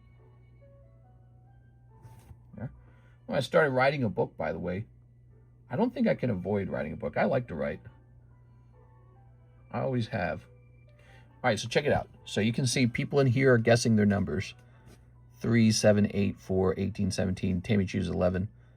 Here it is, guys. So people are going to choose a number between 1 and 20. And then I'm going to roll dice, and that's how they're going to get in the giveaway. Okay. So you still have time to go choose a number over there. And it's going to determine who gets onto this Larvesta free slab. It's not a lot of work, honestly. If you've got Discord, if you know how to get into it, it's not a lot of work. You just go pick a number and, hey, you walk away with like a free $30, $40 slab, We do that as like a little reward for you guys. It's actually pretty expensive for me in the long run because, we'll hand stuff out all week long, all week, all month. It all adds up to quite a bit of money. This month, I've given out over $200 of slabs. That doesn't sound like much, but it all adds up in the end. All right, here we go. We're going to start. That phone is really oily. I use it a lot, dude. I can wash it, but it'll get dirty again fast. Also, it's an old phone. All right, 10. Who's got 10? No one. So what's the closest number after 10? It's Eddie. That's what we're doing now. So you get a spot anyways. Here you go, Mr. Eddie Mendoza. Assume that's you. All right, and now we'll hand out a spot to landing on 18. That's going to be Andy Man. Andy Man. And numbers 10 shall be landing on 19. That shall be Andy Man a second time because he's closest without going over. That's Price is Right rules. Spot number 11. It's going to be 5. Who guessed 5 without going over? Looks like it's going to be AOG. Ayo! And number 12. That is going to be 6. Who guessed 6 without going over? Looks like it's going to be AOG again. Wow. For people who are in the Discord server, this has probably been the easiest they've ever gotten into a giveaway. Look, they got 2 spots just because there's no competition. There it is. Crazy. We're just going to keep doing that until that server starts filling up with the complete list. We're just going to keep that going. So pretty much easy giveaway spots for people for now. It's wigged. Yeah, it's a little bit wigged. All right. Dang, 15. Yeah, I know. I think we're wrapping up here. I was planning on waiting for Mr. Justin, but it looks like he placed those orders about 20 minutes ago. So I don't know if he's trying anymore tonight for the rest of the night. Well, congratulations on the cool Rocky Pack break going off, guys. We got now a Vintage Gym Challenge pack. That's probably going to be a fun thing, too. Chance for a Charizard. It's got Lieutenant Surge's Pikachu in it. It's got Blaine's Charmander in it. And even if you pull a light pack, it's got a lot of great light pack artworks. So it's just a very fun set. I'm looking forward to that one. That's where we're seeing the movement right now, is with the pack splits. You're seeing a lot of activity with these this week. It makes a lot of sense. You know, people are going nuts for, what, all these modern cards, and now we're looking at prices falling. Well, what are the prices falling for? The modern cards are getting hit a little bit because there's a lot of them. Not a lot of these. These are actually rare. You got to think about that sometimes. This is almost done. I believe there's 3 spots here, and this has just begun. This is really cheap, $28. But we're all done. We're going to hop off now. I'll see you guys later, okay? I'll see you for the Sunday nighttime stream, which I'm not even supposed to host. I'm supposed to have an off day, but I'll probably still be there. See you later, everybody.